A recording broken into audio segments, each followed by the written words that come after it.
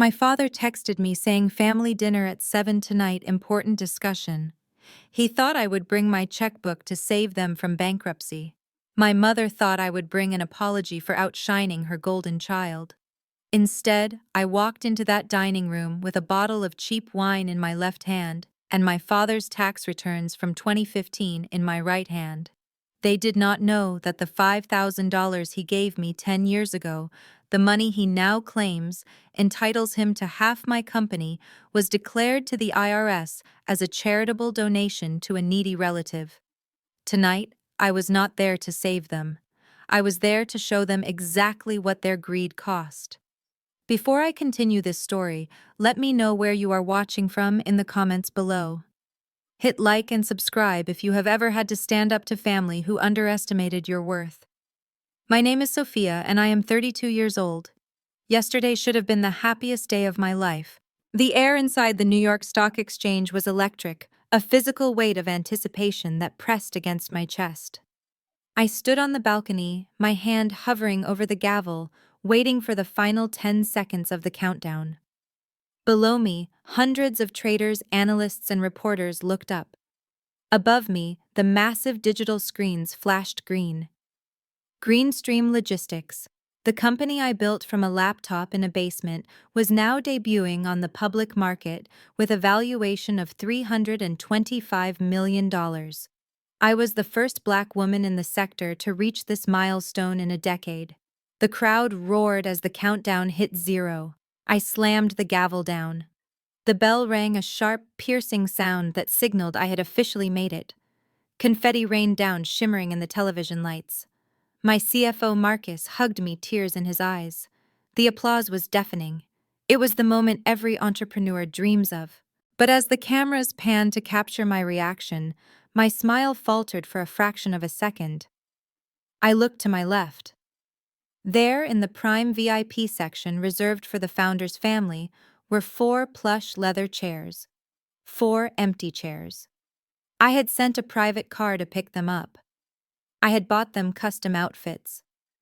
I had arranged for them to be interviewed by major networks about raising a genius daughter. But the seats were vacant, a stark, gaping hole in my moment of glory.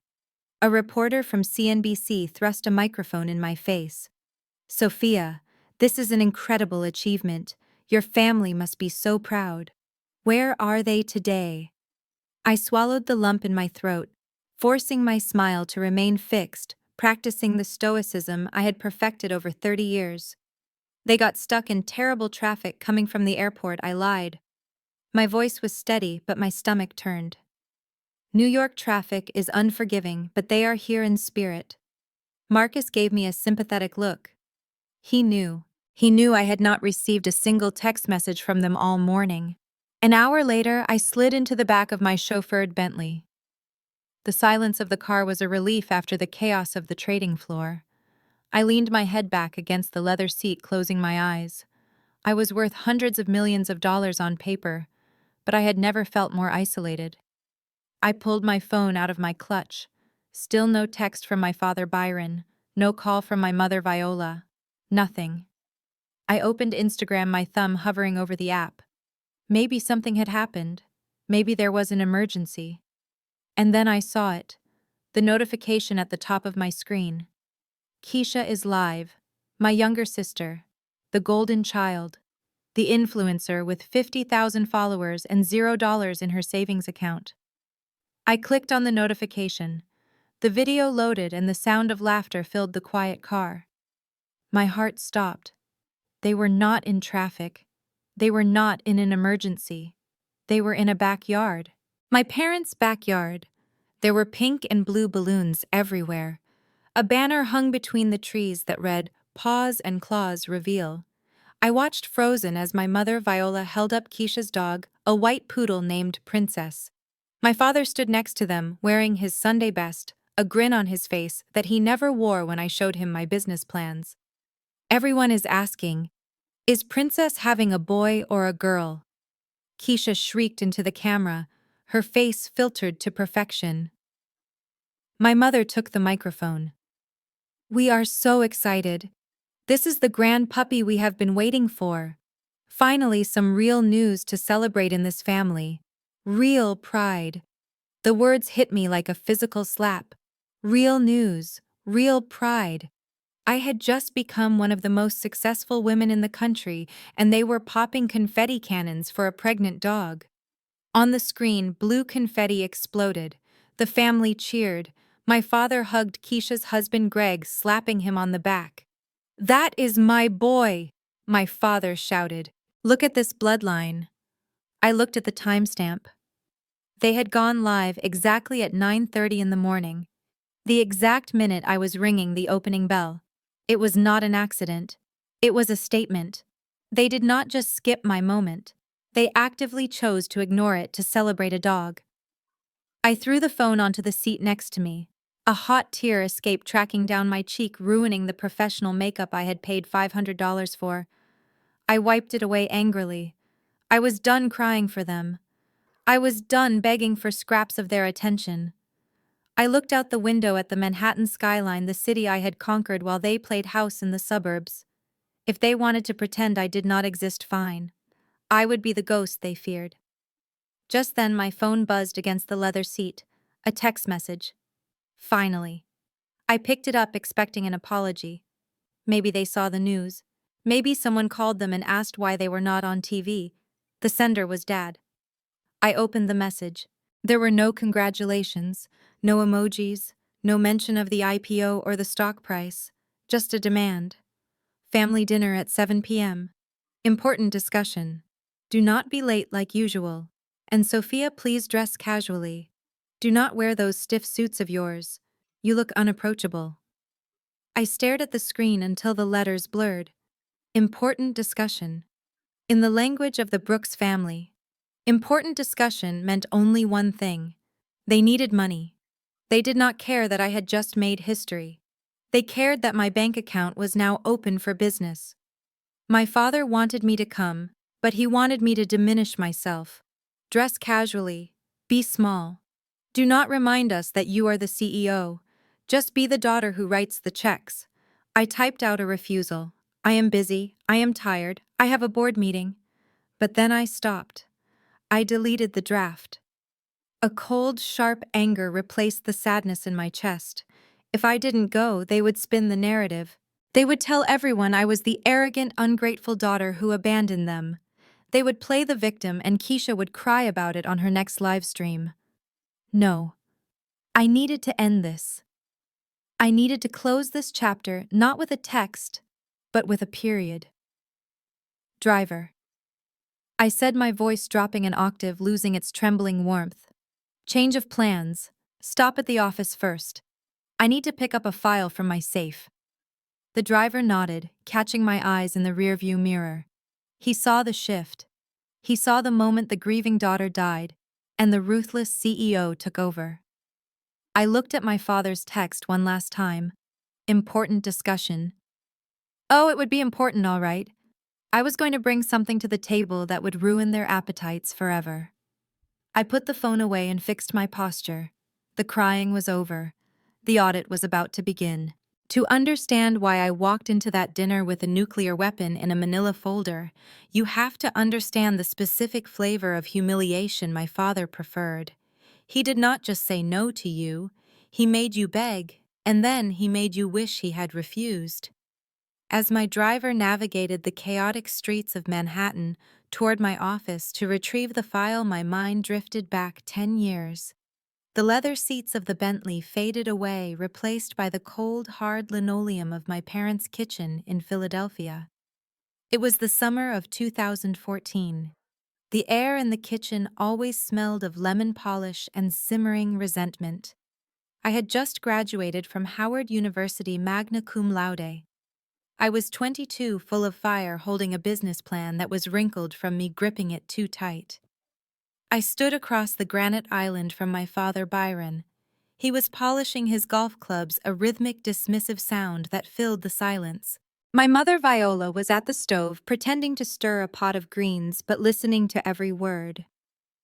And Keisha, my 19-year-old sister, was sitting at the table, scrolling on her phone, smirking before I even opened my mouth. Dad. I started, my voice trembling slightly. I need $5,000 just to buy the first truck and secure the permit. I have the contracts lined up. I have the route planned. I can pay you back in 6 months with 10% interest. Byron stopped polishing. He slowly lifted his head, his eyes scanning me with a look of profound disappointment. He did not look at the business plan. He looked at my work boots. He looked at my braided hair. He looked at the grease stain on my shirt from where I had been inspecting a junkyard earlier that day. "Let me get this straight, Sophia," he said, his voice low and dangerous. "I spent $50,000 sending you to Howard, the Mecca, a place for doctors, lawyers, and politicians. And you come back to my house looking like a field hand asking me to fund a garbage route. It is not garbage, Dad." I pleaded, placing the plan on the counter. "It is logistics. It is recycling supply chain management. We take food waste from restaurants and divert it to compost facilities before it hits the landfill. It is green energy. It is the future." "It is trash," he spat back, slamming the rag onto the counter. "You are a glorified trash collector. Do you know how embarrassing it is? Deacon Thomas asked me yesterday what my brilliant daughter is doing. I had to lie. I had to tell him you are consulting. I could not tell him you are driving a truck full of rotting vegetables." My mother chimed in from the stove, not turning around. "She just wants attention, Byron. She knows Keisha is dating a pre-med student, so she has to do something dramatic to stand out, even if it is smelling like a dumpster." Keisha giggled. It was a sharp, cruel sound. "Imagine dating Sophia," she said without looking up. "You go in for a kiss and she smells like old cabbage. Gross." I felt the tears pricking my eyes, but I swallowed them down. I could not afford to cry. I needed that money. I had maxed out my credit cards. I had sold my car. This 5,000 was the bridge between failure and survival. "Dad, please," I whispered, hating myself for the desperation in my voice. "I believe in this. I just need a chance. I will never ask you for anything again." Byron stared at me for a long, agonizing minute. Then he reached into his back pocket and pulled out a thick envelope. I knew what was inside. It was the cash he had withdrawn that morning for a new set of custom titanium golf clubs. He had been bragging about them for weeks. He looked at the envelope, then looked at me with a sneer. "You want this money?" he asked. "Yes," I said. He did not hand it to me. He threw it. The envelope hit the floor with a heavy thud, sliding across the linoleum until it stopped at my dirty boots. The silence in the kitchen was deafening. My mother stopped stirring. Keisha stopped scrolling. "Pick it up," Byron commanded. I froze. My dignity screamed at me to walk away, to leave the money and the house and never look back. But then I thought about my business. I thought about the vision I had. I realized in that moment that pride does not pay the bills. Success does. Slowly, painfully, I bent my knees. I lowered myself to the floor in front of my father. I reached out and picked up the envelope. It felt heavy like a brick. There, Byron said, a satisfied smirk playing on his lips. "That is where you belong, scrounging on the floor." But he was not done. As I stood up, clutching the money to my chest, he opened a drawer and pulled out a piece of notepad paper and a pen. He slammed them onto the counter. "I am not a fool, Sophia," he said. "I know you will fail. And I do not want you coming back here in 6 months claiming this was a loan or that you owe me equity. I want a tax write-off, not a bad debt." He pointed at the paper. "Write this down." I took the pen, my hand shaking. "What do you want me to write?" "Write that this $5,000 is a charitable gift from Byron Brooks to his indigent daughter, Sophia Brooks. Write that it is for humanitarian aid. Write that there is no expectation of repayment and no exchange of goods or services. Write that you are a charity case." My blood ran cold. He wanted to declare me as a charity case to the IRS. He wanted to use his own daughter's desperation to save himself a few $100s on his tax bill. "Mom, are you hearing this?" I asked, looking at Viola. She turned around, wiping her hands on her apron. Her face was hard, cold stone. Just sign it, Sophia. Stop making a scene. You are lucky he is giving you anything at all after you embarrassed us. Keisha, honey, do not look at your sister. You do not want to end up like that. I looked at them, really looked at them. In that moment, the bond of family snapped. It did not break, it dissolved. I realized they did not love me. They loved the idea of me that reflected well on them. And since I did not fit that image, I was useful only as a tax deduction. I pressed the pen to the paper. I wrote every word he dictated. Charitable gift, indigent daughter, no expectation of repayment. I signed my name at the bottom. The ink was dark and permanent. Byron snatched the paper from me, blowing on the ink to dry it. He folded it carefully and put it in his breast pocket. Now get out, he said, turning back to his golf clubs, and take a shower. You stink of failure. I walked out of that house with $5,000 in my pocket and a hole in my heart where my family used to be.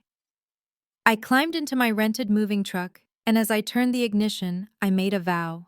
I swore that I would take every single cent of this money and multiply it until I could buy and sell their entire world.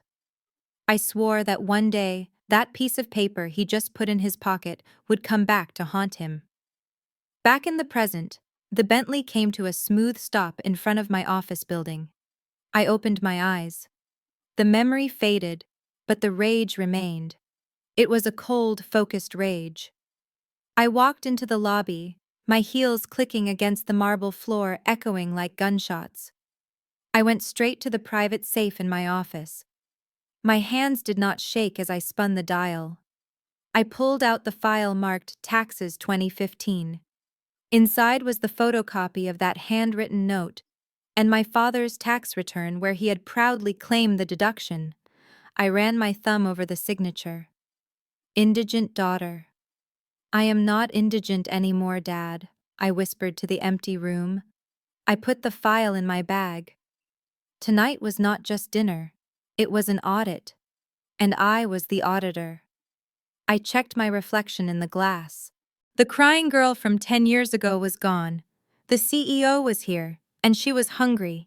The drive from my office in Manhattan to my parents' house in the suburbs of Philadelphia usually took about 45 minutes, but today it felt like crossing into a different dimension. I watched the skyline fade in my rearview mirror, the steel and glass monuments to ambition replaced by the sagging porches and manicured lawns of the neighborhood where I grew up. My driver navigated the Bentley Flying Spur through the familiar streets. This car was a masterpiece of engineering, a $300,000 sanctuary of hand-stitched leather and silence. It was the only place I felt safe. As we turned onto Maple Street, I saw the house. It was a modest 2-story colonial that I had paid off for them 5 years ago. I paid the mortgage, the property taxes, and the landscaping bills, yet I was treated like a tenant who was late on rent. My stomach tightened, not with nerves, but with the cold anticipation of a soldier entering enemy territory. My driver slowed down, preparing to pull into the long driveway. But before he could turn the wheel, a figure stepped out from the garage, blocking the path. It was Greg, my brother-in-law. He was wearing a polo shirt that was too tight around the middle and holding a beer bottle like it was a scepter. He waved his arms frantically, signaling us to stop. My driver glanced at me in the rearview mirror, confused. I sighed. "Roll down the window, please." The glass slid down silently. Greg sauntered over, a smug grin plastered on his face. He leaned down, resting his arm on the door of my pristine car, leaving a smudge of condensation from his beer. "Whoa there, Sophia," he said, his voice loud and performative. "Where do you think you are going?" "I am coming to dinner, Greg," I said, keeping my voice level. "Move out of the way." He chuckled, shaking his head. "Cannot do that. The driveway is reserved for VIPs tonight. We have important guests coming. The pastor, your aunts. We need the space close to the door for them. You will have to park on the street." I stared at him. Behind him, I could see his leased BMW 3 Series parked diagonally, taking up 2 spots. Next to it was Keisha's rusted SUV. There was plenty of room. "Greg," I said slowly, "my car is worth more than this entire zip code. I am not parking it on the street under that oak tree that drops sap."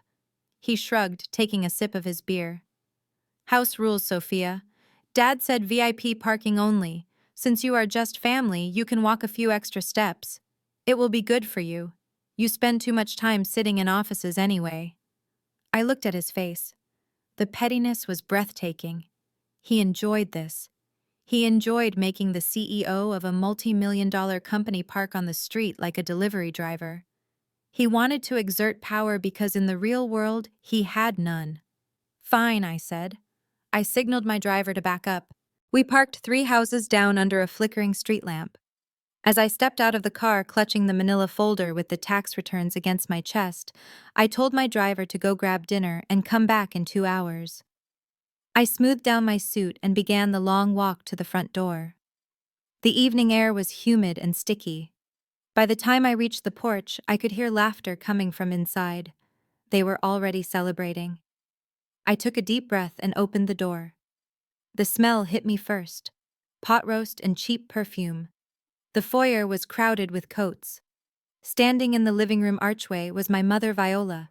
She was holding a glass of champagne, looking flustered and excited. When she saw me, her smile faltered just for a second before she rearranged her face into a mask of maternal criticism. "You are late," she said instead of hello. "I am on time, Mom. It is exactly 7. She looked me up and down, her eyes narrowing as they swept over my outfit. I was wearing a charcoal gray Loro Piana suit. It was cashmere tailored to perfection, costing more than her wedding ring. It whispered power and elegance. To my mother, however, it screamed rejection of her ideals. "Sophia," she sighed, shaking her head, "we are having a celebration. Could you not have worn something nicer?" "This is nice, Mom. It looks like a man's suit," she said, reaching out to pick a piece of invisible lint off my shoulder. "Look at Keisha. She knows how to dress like a lady." I looked past her. Keisha was lounging on the sofa wearing a neon pink dress from Fashion Nova that was 2 sizes too small. It was flashy, revealing, and covered in sequins that caught the light aggressively. She looked like a reality TV star wannabe. "Keisha looks festive," I said diplomatically. "She looks happy," Viola corrected me. "She looks like a woman who has a husband to dress for." "You look like you are going to a funeral or a court hearing." I tightened my grip on the folder. "A court hearing is closer than you think, Mom," I thought to myself. I walked past her into the living room. The television was on, mounted above the fireplace. It was tuned to CNBC. My heart skipped a beat. The anchor was speaking excitedly, and a graphic with my face on it was displayed on the screen. The headline read, "Greenstream Logistics Smashes, IPO Expectations. Valuation hits $325 million. For a split second, I thought maybe they were watching it. Maybe they were waiting for me to walk in so they could cheer. Maybe I had misjudged them. My father Byron was sitting in his recliner, the throne from which he judged the world. He was holding the remote. He looked at the screen where my face was beaming in high definition. Then he looked at me standing in the doorway. There was no pride in his eyes, only annoyance. "Too much noise," he grumbled. He pointed the remote at the TV and pressed the power button. The screen went black. My face vanished. The headline vanished. The proof of my life's work was extinguished with a single click. "Dad," I said, my voice tight. "That was me. That was the news about my company." "I know what it was, Sophia," he said dismissively, setting the remote down. "But we are not here to talk about work. We are here to talk about family. And you are interrupting Greg's story." He turned his attention to Greg, who had just walked in from the garage and was now standing by the fireplace, chest puffed out. "Go on, son," Byron said, his voice dripping with the warmth he never showed me. "You were telling us about the promotion." Greg smirked at me before addressing the room. "Yeah, so like I was saying, the regional manager called me into his office today. He said, 'Greg, we like your hustle. We are bumping you up to Senior Assistant Manager of Claims Processing. It comes with a new title and a $2,000 raise." The room erupted. My mother clapped her hands together.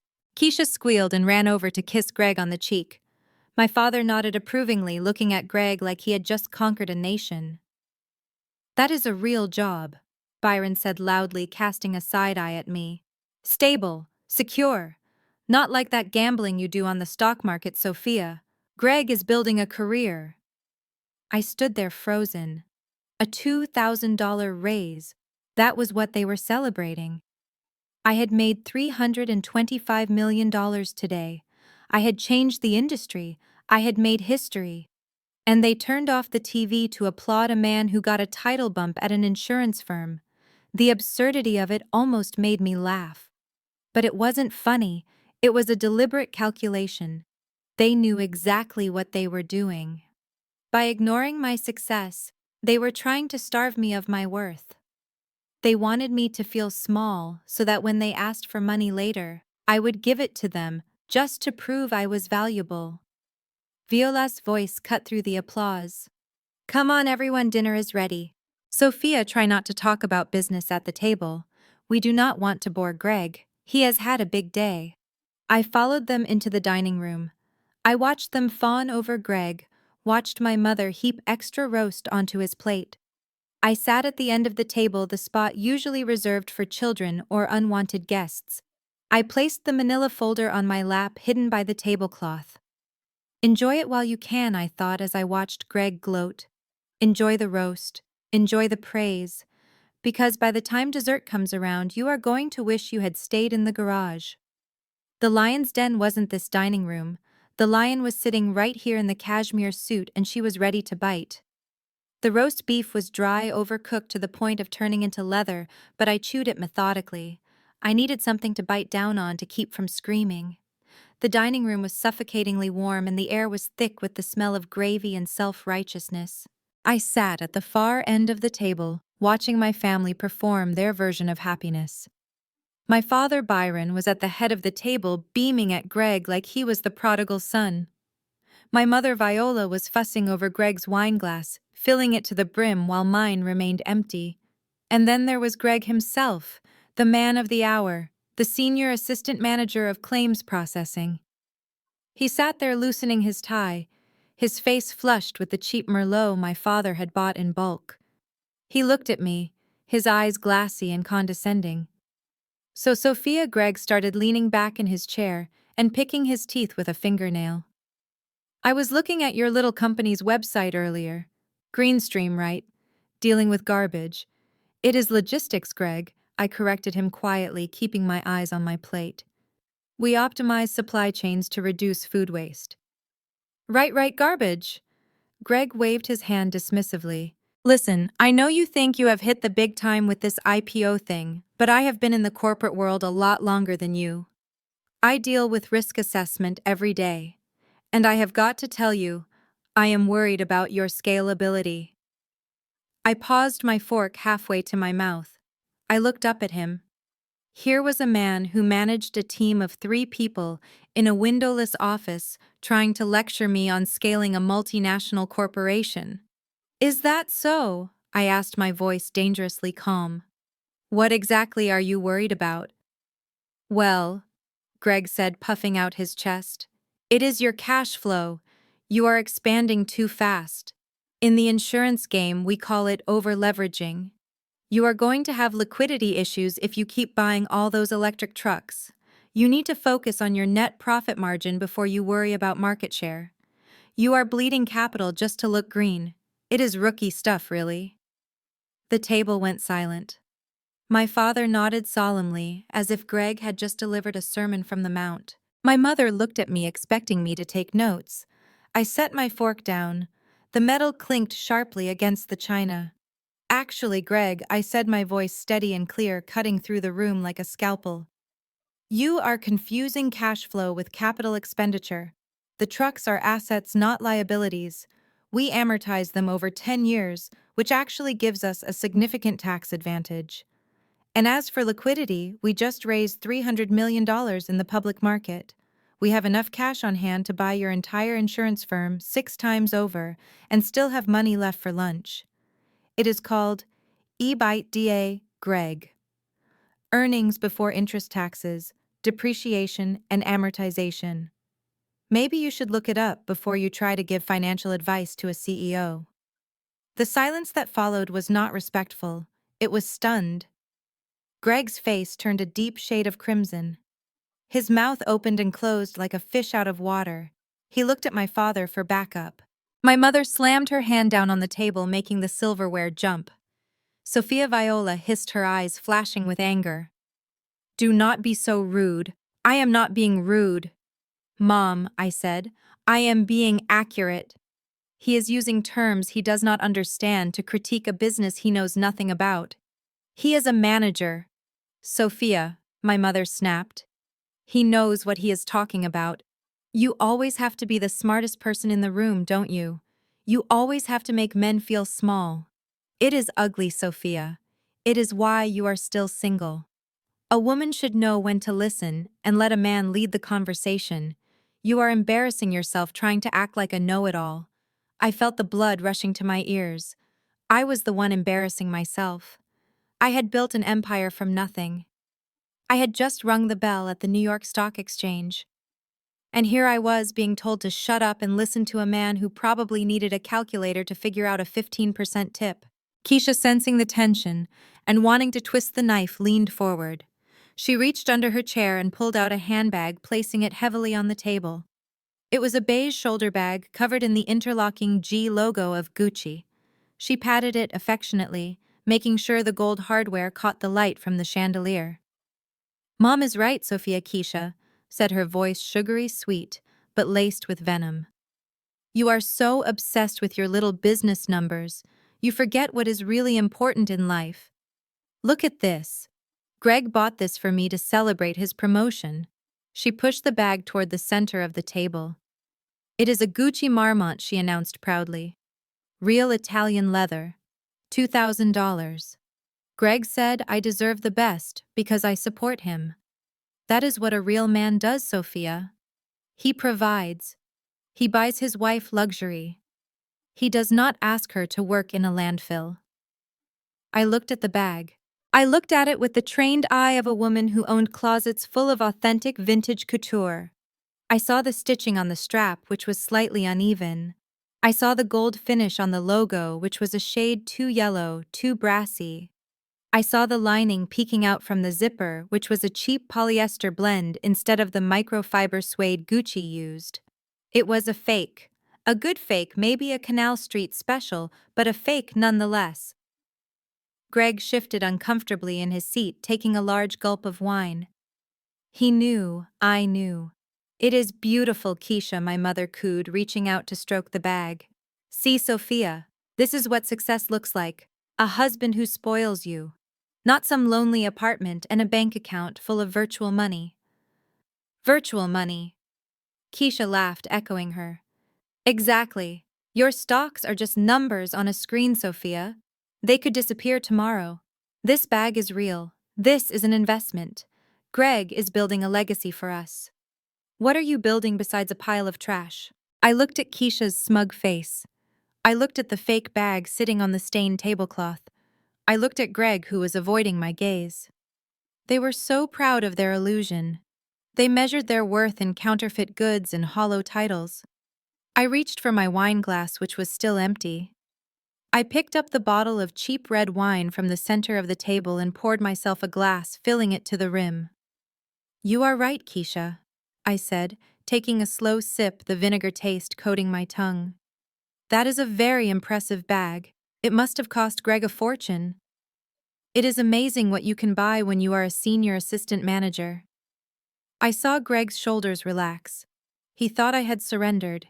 He thought I had accepted the lie. He did not know that I was just biding my time. I was letting them stack their house of cards higher and higher so that when I finally pulled the table out from under them, the crash would be spectacular.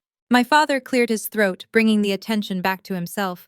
"Now that we have settled that," he said, his voice booming, "let us get to the reason I called you all here. As Greg pointed out with his financial expertise, the family needs to think about the future. And Sophia, since you have had some luck with this IPO of yours, it is time we discuss your contribution. I set my glass down. My hand brushed against the manila folder in my lap. The texture of the paper was rough against my fingertips. Contribution, I repeated. Yes, Byron said, leaning forward. We are family, and family shares the harvest. Greg and Keisha have plans. Your mother and I have needs, and you, well, you have plenty. The air in the room shifted. The pretense of a social dinner evaporated. The sharks began to circle. They did not want my company. They did not want my expertise. They did not even want my presence. They just wanted to bleed me dry. I smiled. It was a cold, sharp smile that did not reach my eyes. I am glad you brought that up, Dad, I said, sliding my hand under the napkin gripping the folder. Because I brought something for you too, a contribution, you might say. I watched their eyes light up. They thought it was a check. They thought I had brought a checkbook to write away their debts and fund their fantasies. My mother actually licked her lips. Go on, Sophia, Byron said, his greed naked on his face. Put it on the table. Not yet, I said. First, I want to hear the number. How much do you think you are entitled to? Greg pulled out a calculator from his pocket. He had come prepared. He started punching in numbers, the clicking sound echoing in the silent room. Well, looking at your valuation and factoring in the initial seed money Dad provided, plus interest and emotional damages for the years you were distant. He looked up, a triumphant grin on his face. We figure 40% is fair. That is roughly $130 million. I did not blink. $130 million. For $5,000 of charity money. I looked at my father. Is that the number you want, Dad? Byron nodded. It is only fair, Sophia. I made you. I invested in you when no one else would. Now it is time to pay the piper. I nodded slowly. I reached under the table and lifted the folder. Okay, I said. Let us talk about that investment. My father reached into the inner pocket of his dinner jacket with the slow, deliberate movement of a magician preparing for his final trick. The room went silent. Even the clinking of silverware stopped. He withdrew a piece of paper that was folded into a small, tight square. It was yellowed with age, the edges fraying slightly. He placed it in the center of the table next to the centerpiece of plastic flowers and smoothed it out with his large, calloused hand. I recognized it immediately. I did not need to lean forward to see the jagged handwriting or the grease stain on the corner. It was the note. The note I had signed on my knees on the kitchen floor 10 years ago. The note that declared me a charity case. But as my father looked at it now, he did not see a receipt for a tax deduction. He saw a lottery ticket. He cleared his throat, adjusting his glasses. You remember this, Sophia? He asked, his voice dripping with a sickly sweetness. I remember, I said, my eyes fixed on the paper. Good, he said, because I think we have had a misunderstanding about what this document represents. You see, 10 years ago, when you came to me begging for money, I did not just give you cash. I gave you a lifeline. I gave you seed capital. In the business world, they call that being an angel investor. He paused to let the buzzword sink in. He had probably learned it from Greg 10 minutes before I arrived. I took a risk on you, he continued, gesturing grandly. A massive risk. $5,000 was a lot of money to us back then. I could have bought those golf clubs. I could have taken your mother on a cruise. But I chose to invest in your vision. I chose to support my daughter. And now that the investment has matured, it is time to discuss the return on investment. Greg, who had been waiting for his cue, jumped in. He pulled a sleek, expensive calculator out of his pocket and set it on the table next to the note. He tapped the keys furiously, his brow furrowed in concentration as if he were calculating the trajectory of a rocket ship rather than orchestrating a robbery. Exactly, Greg said, not looking up. I have been crunching the numbers, Sophia, and we have to look at this fairly. Byron was the first money in. In Silicon Valley terms, that is the pre-seed round. That equity is the most expensive because the risk of failure is practically 100%. He looked up at me, a smug grin plastered on his face. Now, normally an early investor like that would get a significant chunk of the company. Greg explained, his voice taking on that mansplaining tone again. Plus, we have to factor in inflation. We have to factor in the opportunity cost of that $5,000 over a decade. And most importantly, we have to factor in the emotional support fee. The family brand. The fact that you are a Brooks. That name opens doors, Sophia. I stared at him. The name Brooks had opened exactly 0 doors for me. In fact, I had spent the first 3 years of my business trying to distance myself from my father's reputation as a hardliner at the post office. So Greg continued, his fingers flying over the calculator buttons. Based on your valuation of $325 million and applying a standard venture capital multiplier for a founding investor plus accrued interest. He hit the equals button with a dramatic flourish. We believe a 40% stake is fair. The number hung in the air. 40%. I did the math in my head instantly. 40% of $325 million. $130 million, I whispered. Greg nodded enthusiastically. Give or take a few thousand. But let us call it around 130. It is a fair price, Sophia. It leaves you with the majority control. You still get to be the boss. But your family gets their rightful share of the pie. My mother gasped. She brought her hand to her chest, her eyes wide and glittering with greed. $130 million. She whispered the words like a prayer. Think of what we could do with that, Viola, Keisha said, grabbing her mother's hand. We could buy that estate in the Hamptons, the one with the private beach. I could finally launch my lifestyle brand properly. No more fake bags. I could have a real atelier in Paris. And the church, my father added, his eyes looking toward the ceiling. I could build a new wing for the church. The Byron Brooks Community Center. Think of the legacy, Sophia. They were already spending it. They were already living in the mansion, driving the cars, cutting the ribbons. They had completely bypassed reality and moved straight into a fantasy where my hard work was their winning lottery number. I looked at them.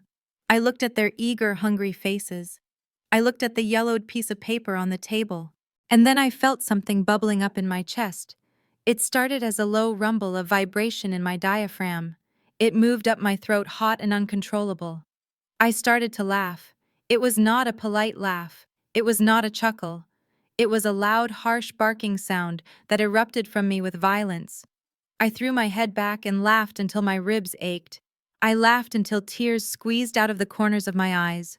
It was the laughter of someone who had stared into the abyss of human absurdity and found it hilarious. The room went dead silent. My father's smile vanished.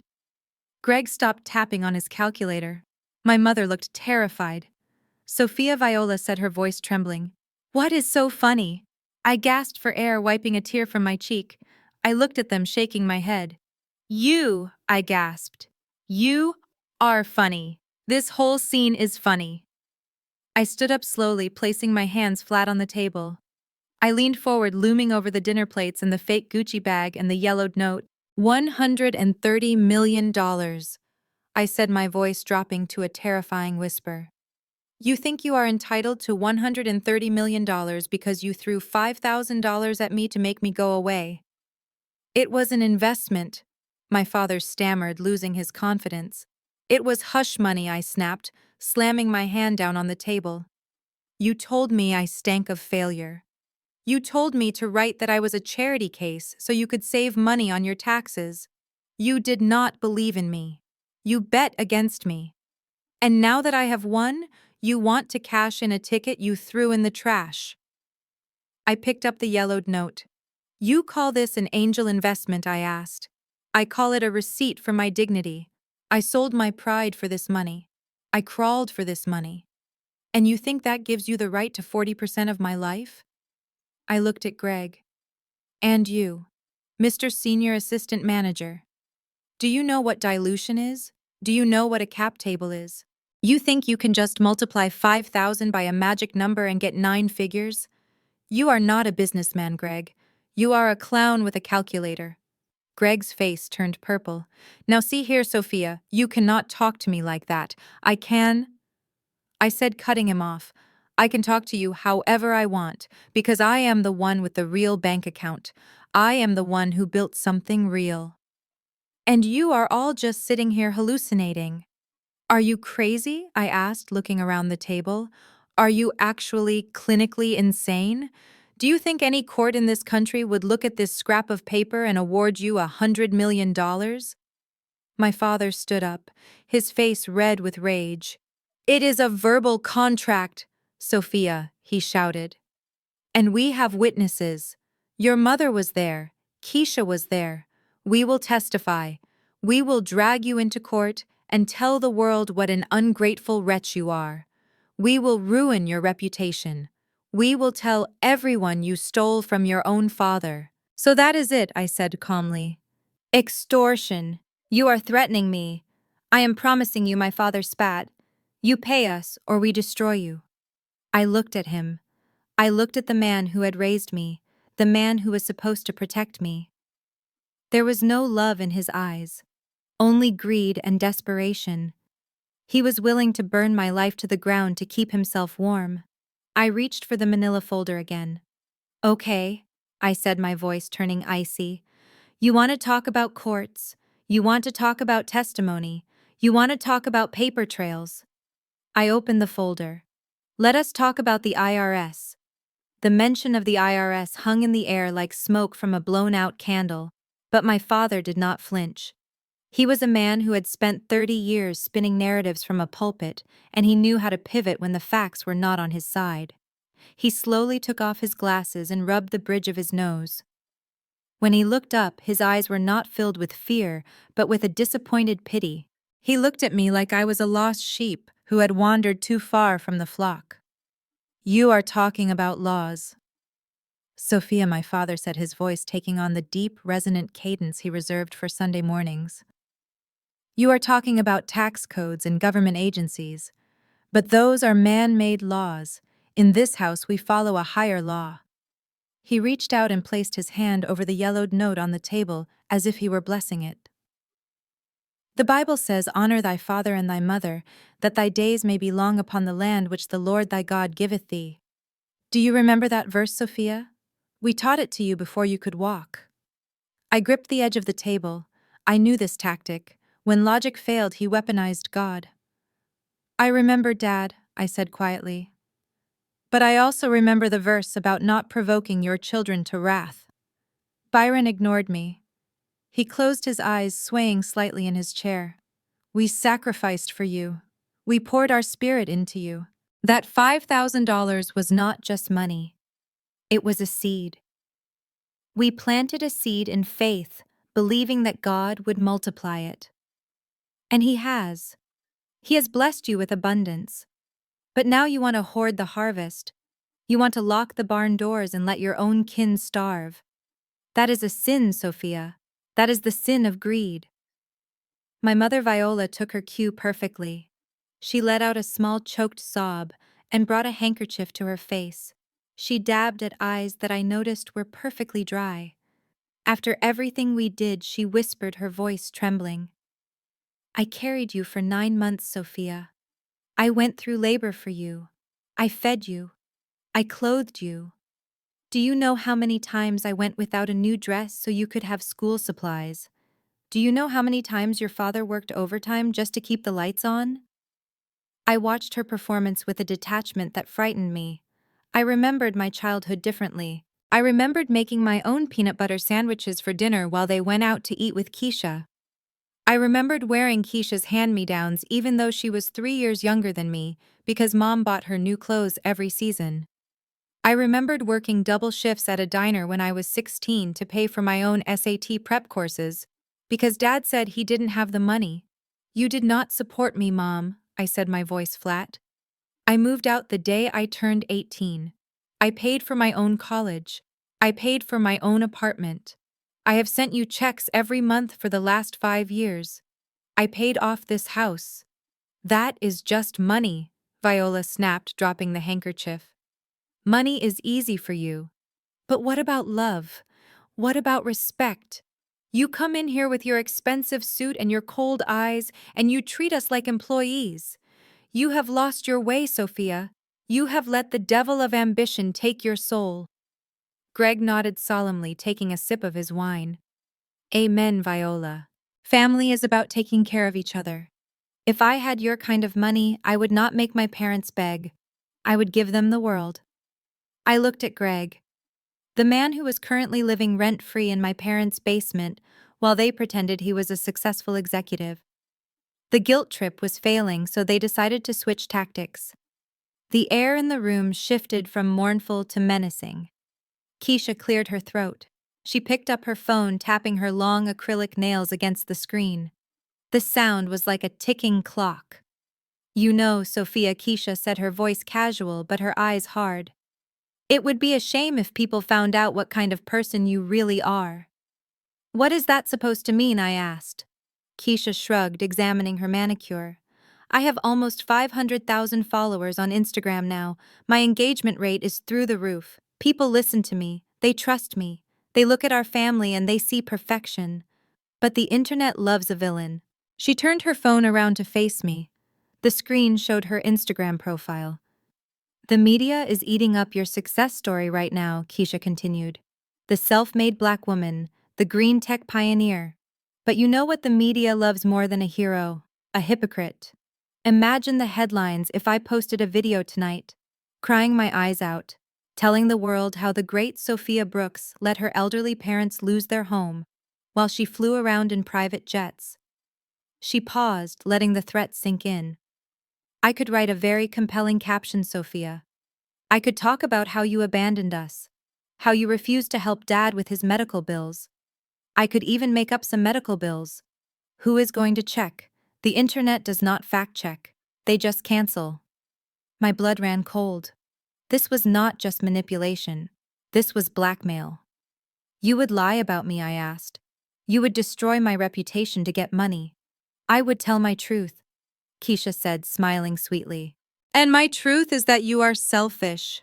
Greenstream stock is fragile, Sophia.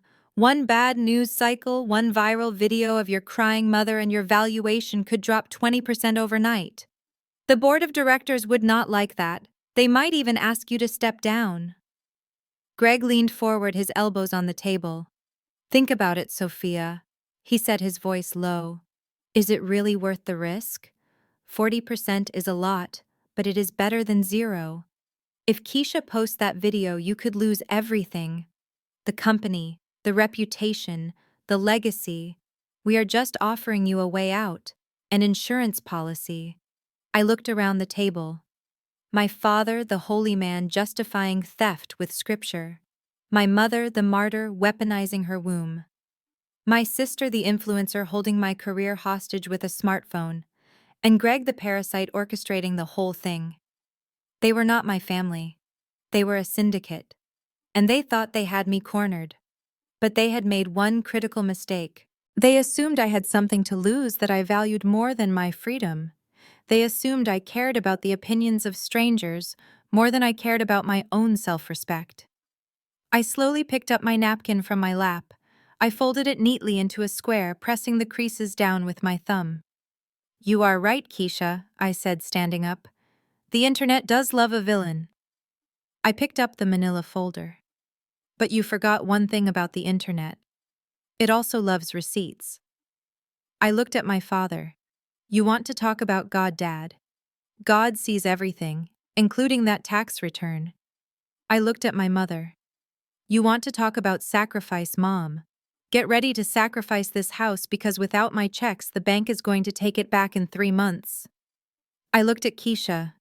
And you? Go ahead, post the video, cry your fake tears. But remember that defamation is a lawsuit. And unlike you, I can afford the best lawyers in the country. I will not just sue you, Keisha. I will bankrupt you. I will take every fake bag, every follower, and every cent you ever make for the rest of your life. I dropped the napkin onto the table. It landed on top of the yellowed note, covering my signature. Try it, I whispered. See who dies first. I turned my back on them. I heard my mother gasp. I heard my father start to shout something about hellfire. I heard Greg pushing his chair back. But I did not stop. I walked out of the dining room through the foyer that smelled of pot roast and lies, and out the front door. The night air was cool and clean. I walked down the driveway past the spot where Greg had blocked my car. My driver was waiting down the street, the headlights of the Bentley cutting through the darkness. As I reached for the door handle, my phone buzzed. It was a notification from Instagram. Keisha had started a live video. I paused, my hand hovering over the handle. I could leave. I could drive away and let them scream into the void. Or I could end this, once and for all. I opened the car door and slid into the back seat. Take me back to the city, I told the driver. Then I unlocked my phone. I opened the folder. I took a picture of the tax return. And then I opened my own social media. I had never used it for personal drama. My account was strictly business. But tonight business was personal. If they wanted a war, I would give them a revolution. The silence inside the Bentley was supposed to be a sanctuary, but as the heavy iron gates of my parents' driveway faded into the distance, that silence was shattered by the relentless vibration of my phone. It buzzed against the leather seat like an angry hornet. I looked down. The screen was lit up with notifications, but one stood out above the rest. It was a push notification from Instagram. Keisha Brooks is live. Caption: The truth about my sister. My stomach dropped. I knew they were desperate, but I did not think they would move this fast. I picked up the phone, my hand trembling slightly, not from fear but from a cold, rising fury. I tapped the screen. The video loaded instantly. The connection was crisp. Keisha was sitting in her old bedroom, the one with the pink walls she had refused to repaint since high school.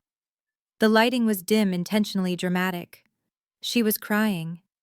Or rather, she was performing the act of crying. Her mascara was artfully smeared beneath her eyes, and her breathing was ragged and shallow.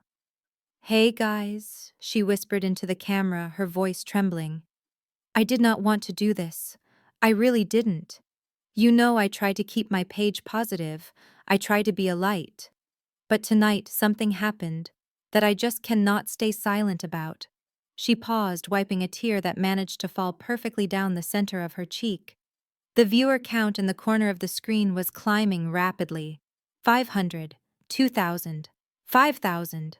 People love a train wreck, and Keisha was giving them a front row seat. "You all know my sister Sophia," Keisha continued, sniffing loudly. "You see her on the news. You see her ringing the bell at the stock exchange. You see the suits and the cars and the billions of dollars. But you do not see what happens behind closed doors.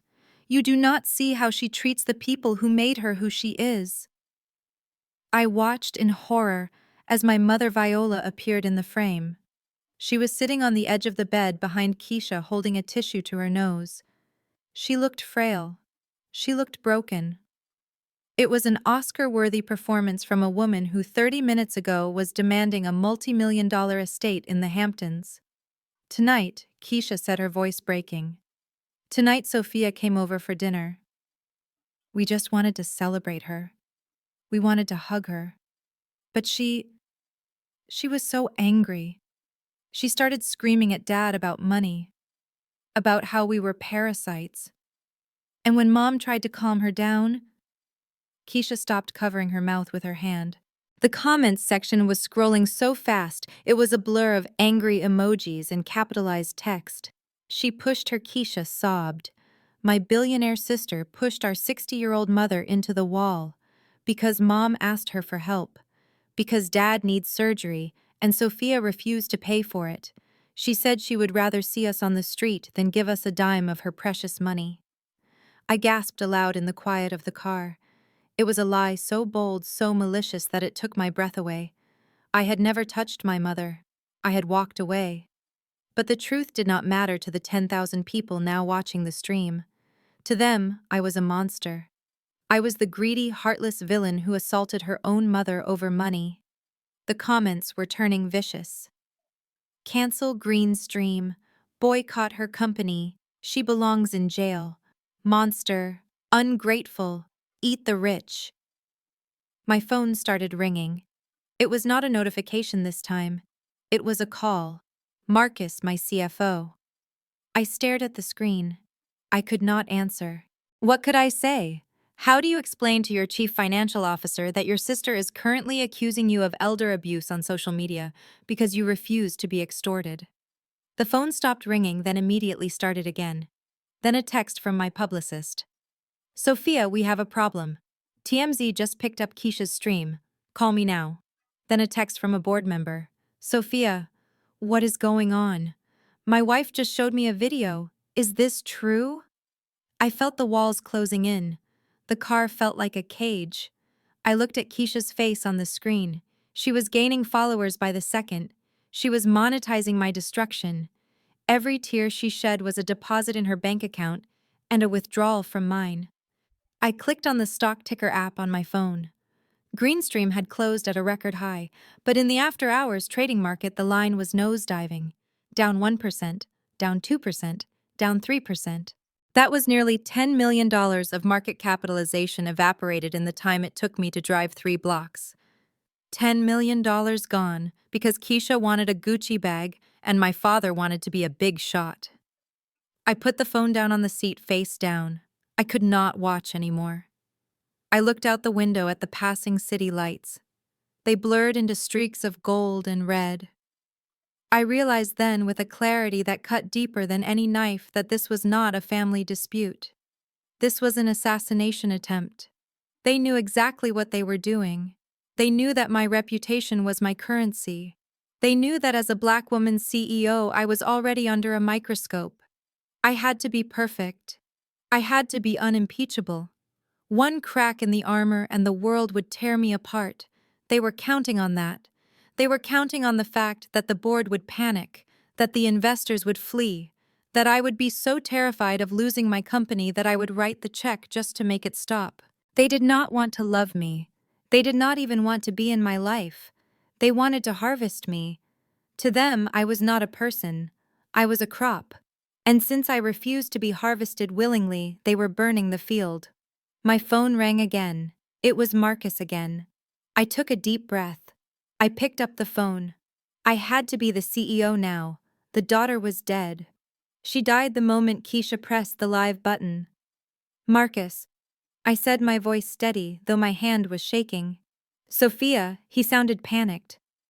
It is a bloodbath. The stock is tanking. We have reporters calling the main line. The hashtag boycott Greenstream is trending on Twitter. You need to issue a statement. You need to deny this. No, Marcus, I said. No statement. Not yet. Sophia. You cannot be silent, he argued. Silence looks like guilt. If you do not say anything, people will believe her. She has bruises, Sophia. She showed a bruise on your mother's arm. I closed my eyes. A bruise. My mother bruised easily. She probably bumped into a doorframe yesterday, or maybe she did it to herself. The thought made me sick. Marcus, listen to me, I said sharply. Do not post anything. Do not engage with the press. If we fight this in the media, we lose. It becomes a he said, she said, and she has the tears. We need to fight this with facts. What facts? Marcus asked. She has a video. I have an audit, I whispered. I have the truth, Marcus. And I have the best lawyers in New York. Call the legal team, wake them up, get them to the office. I am 10 minutes away. We are not issuing a press release. We are filing a lawsuit. And Marcus, yes, Sophia. Freeze their assets, my parents' house, the one I paid for. Check the deed. It is still in my name, technically held in the family trust. Evict them. Sophia. Marcus hesitated. Tonight. Tonight, I said. If they want to cry about being homeless, let us give them a reason to cry for real. I hung up the phone. I looked at the dark screen of my device. The notifications were still rolling in like waves crashing against a shore. Hate mail, death threats, calls for my resignation, Let them come, I thought. Let them scream. My family had started a fire thinking I would burn. They forgot that I was the one who built the chimney. I was not going to burn. I was going to smoke them out. Driver. I said, my voice cold as ice. Drive faster. We have work to do. Dưới đây là phần nội dung tiếng Anh chi tiết cho phần 8, được viết liền mạch, không sử dụng tiêu đề hay ký tự đặc biệt để phù hợp với giọng đọc AI, tập trung vào xung đột pháp lý và cuộc gọi tống tiền. The morning sun hit the glass walls of my corner office in Manhattan, but it brought no warmth. My desk, usually a sanctuary of order, was contaminated by a thick envelope that had just been delivered by a bicycle courier. It was not from a top-tier law firm.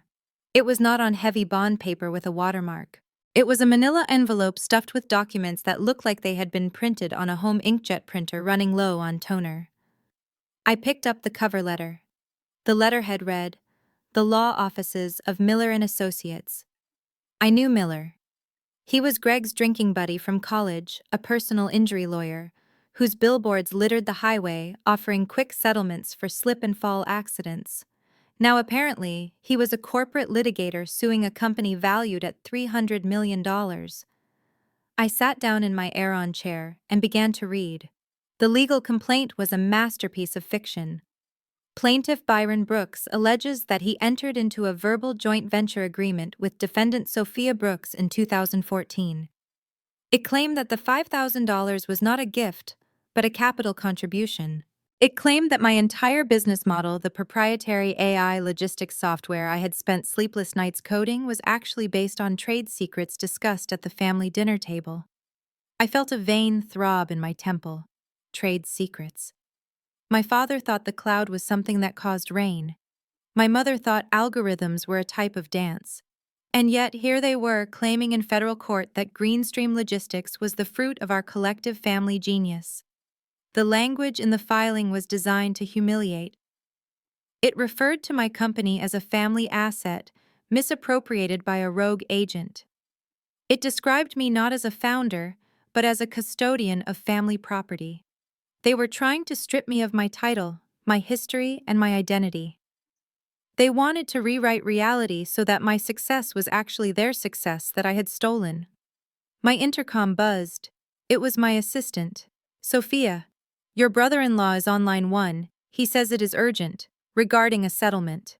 I stared at the blinking light on my phone. A settlement.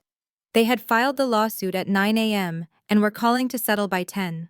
This was not a legal strategy. This was a shakedown. I pressed the button and put the call on speaker. I pulled my digital recorder out of my desk drawer and pressed record.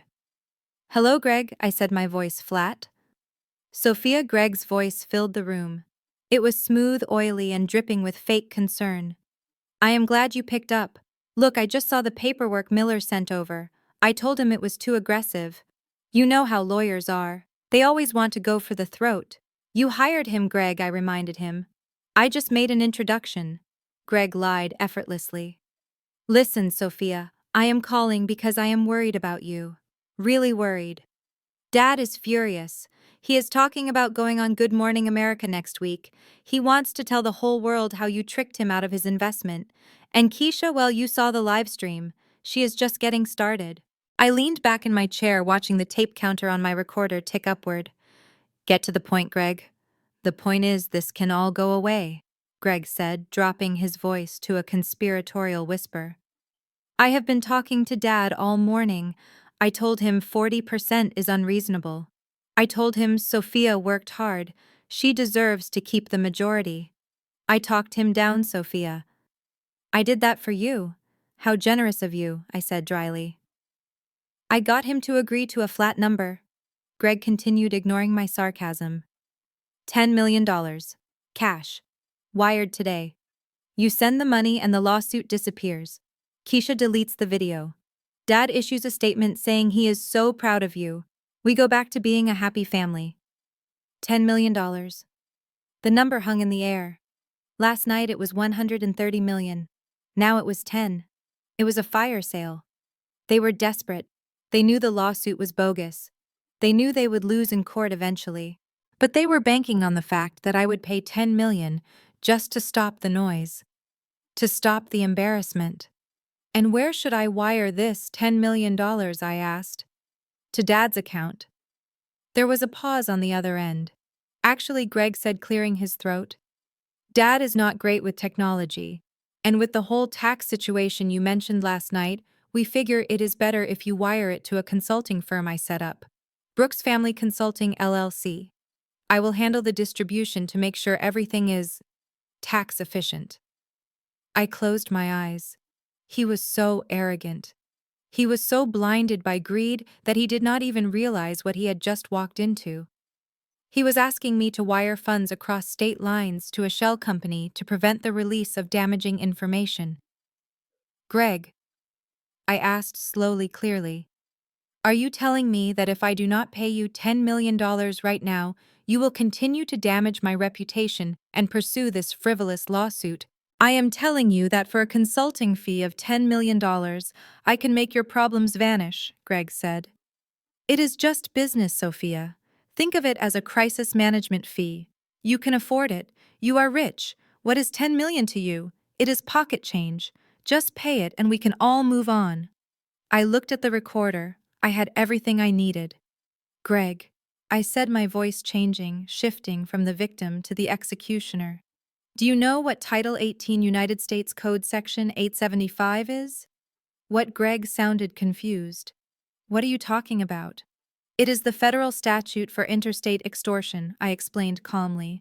And since you are on a phone line asking for money in exchange for silence, that also triggers wire fraud statutes.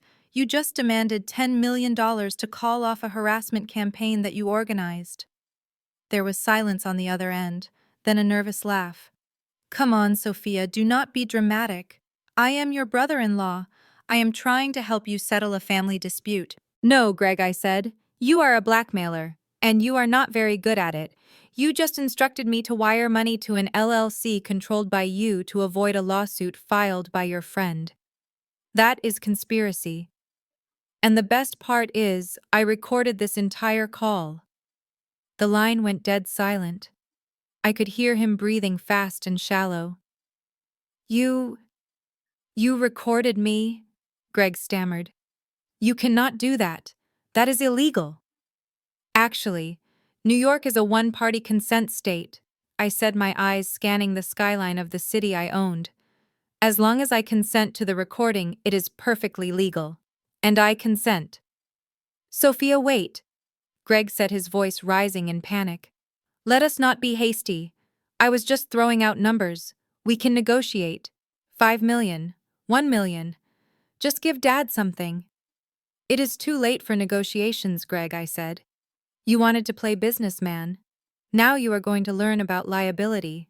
I'm going to take this recording and I am going to send it to the Ethics Board of the State Bar Association to have your friend Miller disbarred. And then I am going to send it to the district attorney. Sophia, please, Greg begged.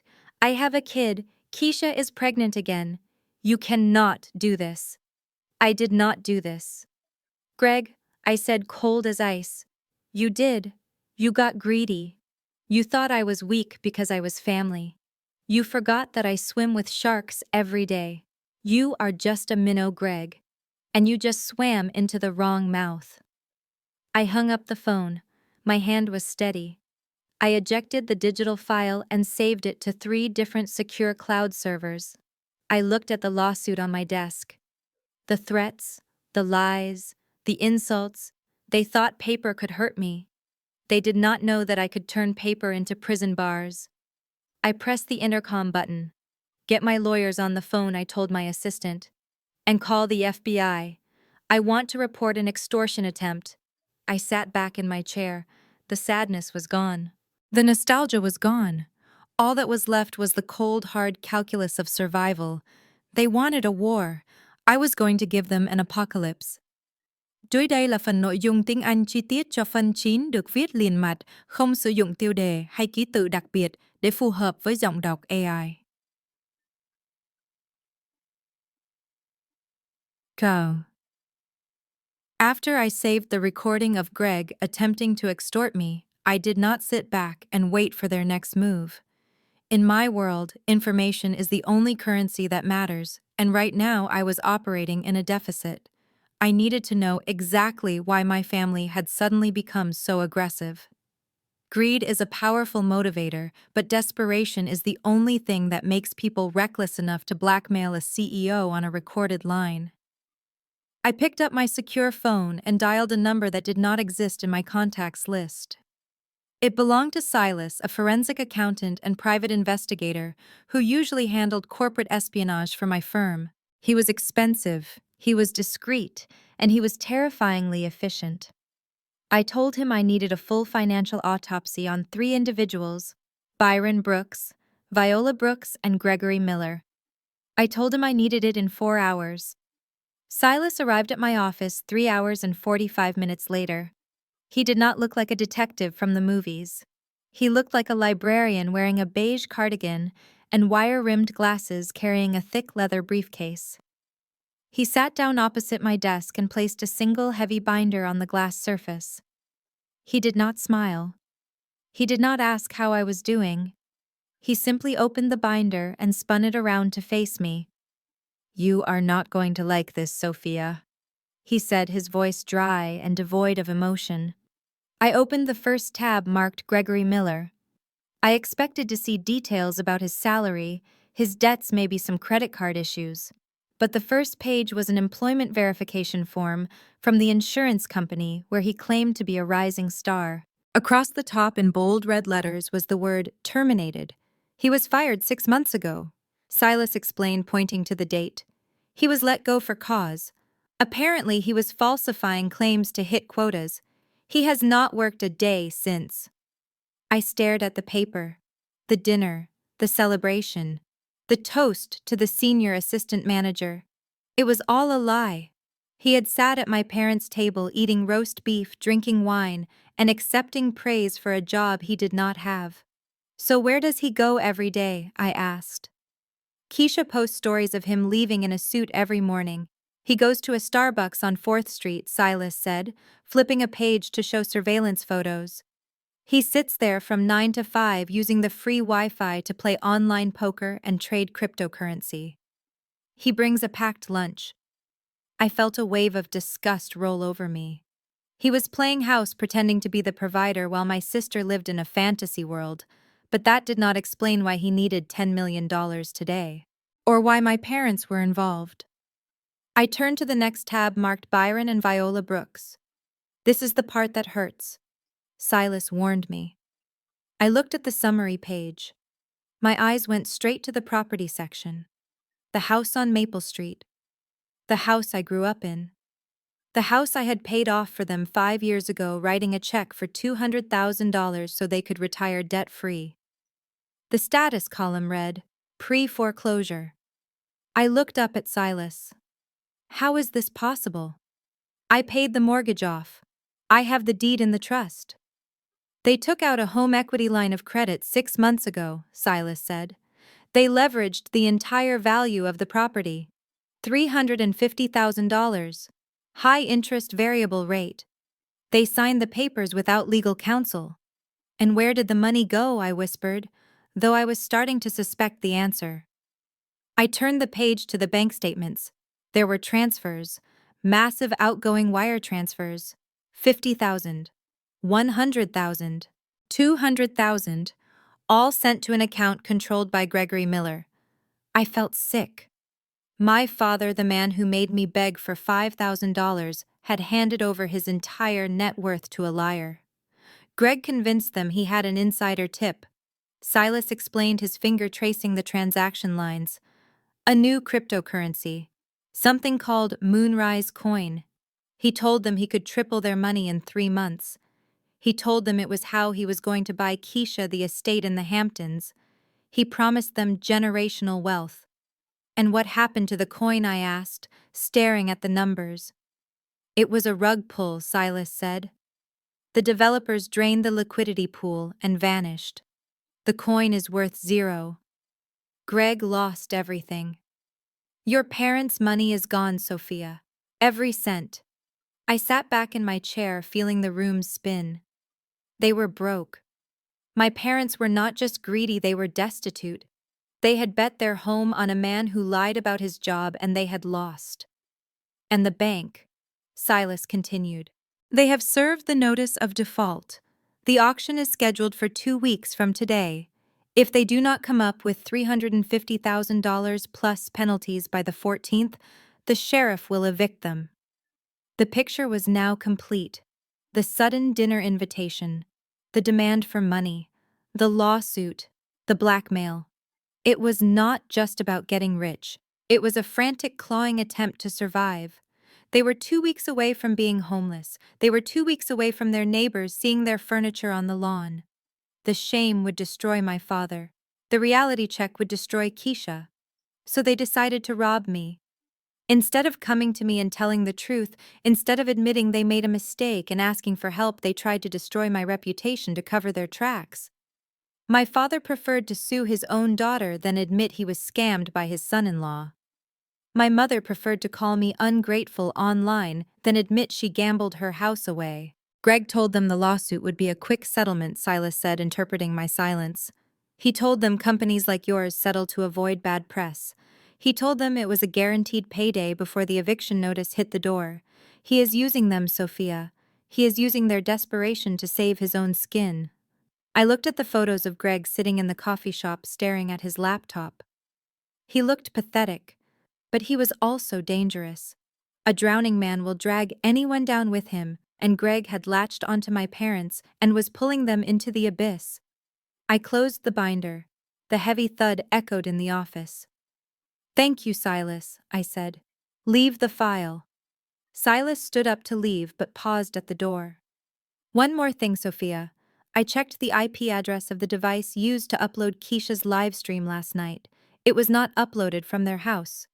It was uploaded from the Wi-Fi network at the Starbucks on 4th Street. Greg filmed it. Greg directed it. He's orchestrating every move." When Silas left, I stood up and walked to the window. I looked out at the city, at the empire I had built with honesty and grit. My family had none of that.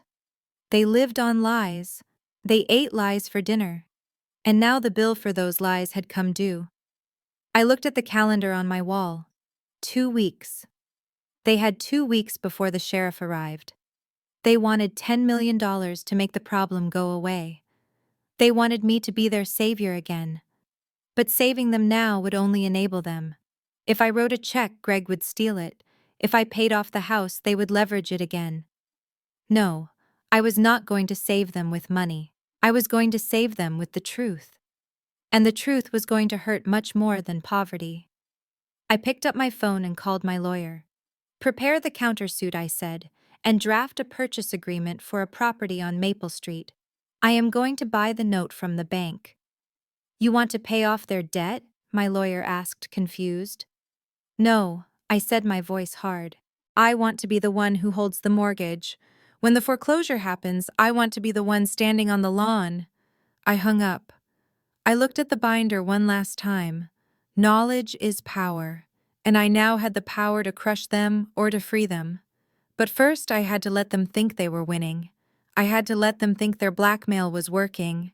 I needed them all in one room one last time. I sent a text to my father. "Let's meet, tomorrow night. I will bring the check." It was a lie, but it was the only language they understood. The binder Silas left on my glass desk felt heavy, not because of the paper inside, but because of the radioactive secrets it contained. I had already seen the debts. I had seen the gambling losses. I had seen the lies about Greg's employment. But Silas had told me the real weapon was in the back under the tab marked Taxes 2014. I poured myself a glass of water, my hands steady now. The panic from the live stream and the extortion call had evaporated, replaced by a cold surgical focus. I opened the binder to the year 2014. This was the year I had knelt on the kitchen floor. This was the year I had begged for $5,000. This was the year my father had thrown the money at me and called it an investment in his own tax relief. I scanned the Form 1040. It was standard for a man of my father's station at the time. Moderate income from the post office, standard deductions. And then I turned to Schedule A itemized deductions.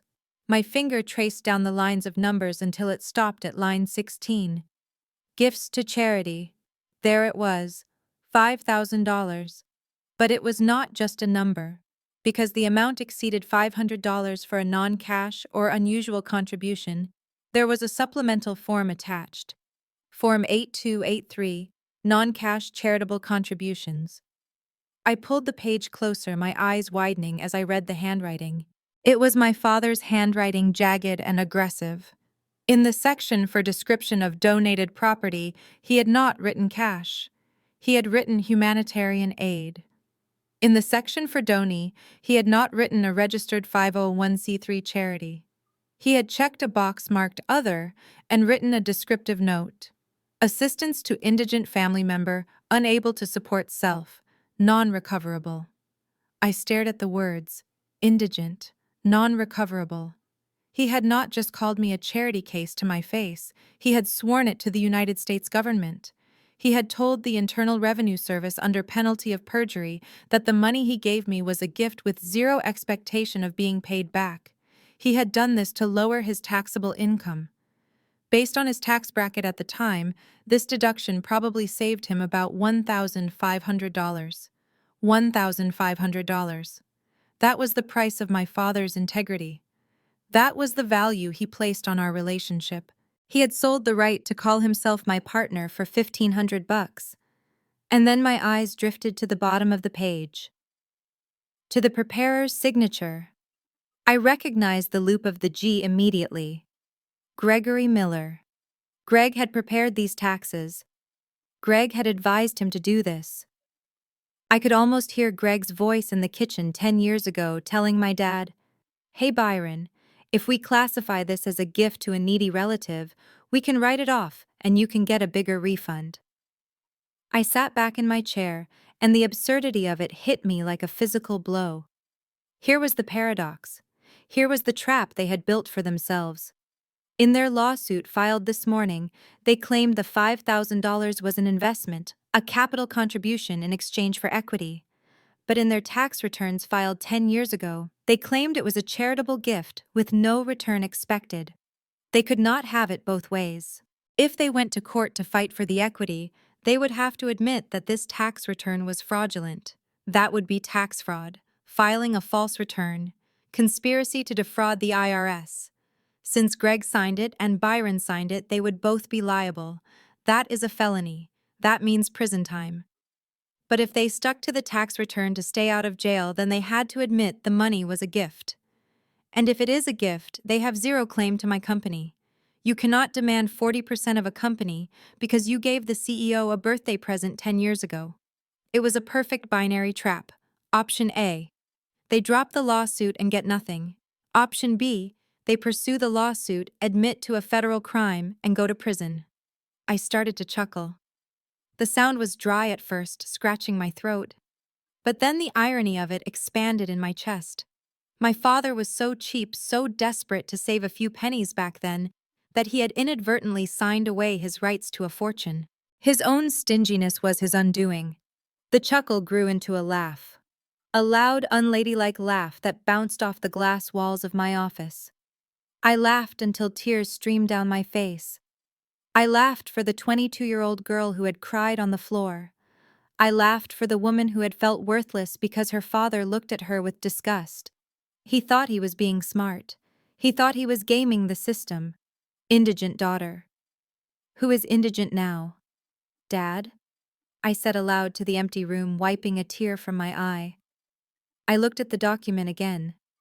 It was beautiful. It was not just a piece of paper. It was a sword forged in the fires of their own greed.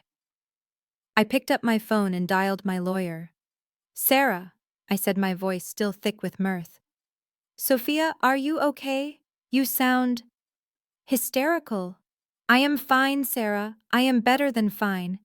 Listen, I need you to print something out for me, a specific section of the federal tax code." "Which section?" Sarah asked, confused. "The section regarding tax fraud and the penalties for filing false returns," I said. "And Sarah, do we have a contact at the IRS Criminal Investigation Division?" We do, Sarah said, her voice dropping. Sophia, what did you find? I found the smoking gun, I said. Or rather, I found the receipt. Listen to me carefully. I am not settling. I am not wiring $10 million. I am going to meet them tomorrow. You are meeting them, Sarah asked, alarmed. Sophia, that is dangerous. They are desperate. I know, I said. But I need to see their faces. I need to see the moment they realize that they handed me the weapon that is going to end them. I hung up the phone. I stood up and walked to the window, looking out at the city lights. Below me, millions of people were rushing home to their families, to dinners and hugs and warmth. I did not have that. I had a binder full of crimes and a heart full of ice. But in this moment, looking at the reflection of my face in the glass, I realized something. I did not need their love. Love is messy. Love is conditional. I had leverage, and leverage never lies. I went back to my desk and picked up the binder. I ran my fingers over the signature line. Gregory Miller, Byron Brooks. 2 names bound together by a lie. Tomorrow night I would untie the knot, and I would watch them hang. I packed the binder into my bag. I grabbed the digital recorder with the extortion tape. I checked my appearance in the mirror. My eyes were bright, my posture was straight. The grieving daughter was gone. The victim was gone. The auditor was ready for her appointment. The next 24 hours were a masterclass in the art of radio silence. In the world of public relations, silence is usually interpreted as an admission of guilt. When a scandal breaks, the accused is supposed to issue a denial release, a statement, or appear on a morning talk show to weep and ask for forgiveness. My silence was deafening. It created a vacuum that my family rushed to fill with their noise. Keisha took my lack of response as a sign of total defeat. Emboldened by her viral success, she launched a marathon of content. She went live 3 times in one day. She posted a series of TikToks reenacting childhood traumas that never happened. She cried about how I used to steal her lunch money, which was ironic considering I was the one buying the groceries. Her follower count swelled to 700,000. She was high on the dopamine of attention and the promise of a payday. She started tagging brands in her hate posts, trying to secure sponsorship deals for her misery. My parents were equally intoxicated by the smell of imaginary money. Silas, my private investigator, sent me updates that would have been funny if they were not so tragic. Byron and Viola spent the afternoon touring a $4 million estate in Alpine, New Jersey. They walked through marble hallways they could not afford, critiquing the finishes. My father told the real estate agent that they were expecting a significant liquidity event within 48 hours. They even put down a $10,000 deposit on a credit card that was already near its limit, confident that my $10 million wire was just a signature away. They were spending the settlement before I had even agreed to a meeting. They were so blinded by their own narrative that they forgot who they were dealing with. They forgot that I did not build a logistics empire by being emotional. I built it by being a predator who knows how to wait in the tall grass. While they were measuring curtains for a mansion that would never be theirs, I was sitting in a conference room on the 45th floor of a building in Midtown. The view was breathtaking, but I was focused on the mahogany table in front of me. Sitting across from me were 3 of the most expensive litigators in New York City. These were not billboard lawyers like Greg's friend Miller. These were sharks in bespoke suits, men and women who billed $1,500 an hour to dismantle corporations and crush rebellions. In the center of the table sat the binder, the red binder. We had spent the last 10 hours organizing the evidence. It was a beautiful, terrifying compilation of their sins. Tab 1 contained the transcript and audio file of Greg attempting to extort $10 million from me. My lawyers confirmed it met every criteria for federal wire fraud and extortion. Tab 2 contained the forensic accounting report Silas had compiled showing the gambling losses, the crypto scams, and the misappropriation of my parents' home equity. Tab 3 contained the foreclosure notice from the bank, proving my parents were days away from eviction. And Tab 4, the crown jewel, contained the IRS tax returns from 2014 and 2015, signed by Byron Brooks and prepared by Gregory Miller, proving they had declared my seed money as a non-recoverable charitable gift. My lead attorney, a silver-haired woman named Eleanor, looked at the stack of documents and then looked at me over her reading glasses. "You have enough here to put them all in prison for 5 to 7 years," she said, her voice devoid of sentiment. "The tax fraud alone carries a mandatory minimum if the IRS decides to prosecute aggressively. And with the extortion added on, Greg is looking at a decade. Are you sure you want to do this, Sophia? These are your parents." I looked at the binder. I thought about the live stream. I thought about the fake bruises. I thought about the Gucci bag and the roast beef and the years of being made to feel small. "They made their choice, Eleanor," I said. "They chose money over blood. I am just honoring their decision." "I do not want to file the charges yet," I continued. "I want them to sign a confession. I want them to sign a complete release of claims, a non-disclosure agreement, and a permanent restraining order. I want them to admit on paper that every word they said was a lie, and I want them to do it in front of a witness." Eleanor nodded. "And if they refuse?" "Then we open the binder," I said, "and we call the district attorney." It was time to set the trap. I picked up my phone. It felt heavy in my hand, not because of the device itself, but because of the finality of what I was about to do. I opened the text thread with my father. The last message was his demand for money. I typed slowly, making sure every word was calculated to feed their ego. "Dad, you win. I cannot take the pressure anymore. The media is destroying me. I agree to your terms. Let us meet tomorrow night at your house to sign the papers. I will bring the check." I paused, then added the final bait. "Please invite Pastor Jenkins. I want a man of God present to witness our reconciliation. I want to make this right in the eyes of the church." I hit send. The response came in less than 30 seconds. "Praise God. We knew you would come to your senses. 7 p.m. Do not be late. And Sophia, bring the full amount." I stared at the screen. Praise God. He was thanking God for a successful blackmail scheme. The hypocrisy was nauseating, but it was also perfect. Having the pastor there was my idea. They thought he was there to lend moral authority to their victory. In reality, he was there to witness their humiliation. I wanted a pillar of their community to see exactly who they really were when the masks came off. I packed the binder into my bag. My lawyers handed me the settlement agreement we had drafted. It was brutal. It stripped them of everything. It required them to publicly recant their lies, to transfer the deed of the house to me immediately to avoid foreclosure, and to never contact me again. I walked out of the law firm and into the cool night air. The city was alive with energy. I felt a strange sense of calm. The fear was gone. The hurt was gone. All that was left was the cold, hard resolve of a CEO executing a hostile takeover. I went home to my penthouse. I did not turn on the TV. I did not check social media. I poured myself a glass of vintage wine and stood on my balcony, looking out at the empire I had built. Across the river, in a house that was already technically in foreclosure, my family was probably celebrating. I imagined Greg popping a bottle of cheap champagne. I imagined Keisha picking out outfits for her new life as an heiress. I imagined my mother crying happy tears, thanking Jesus for softening my heart.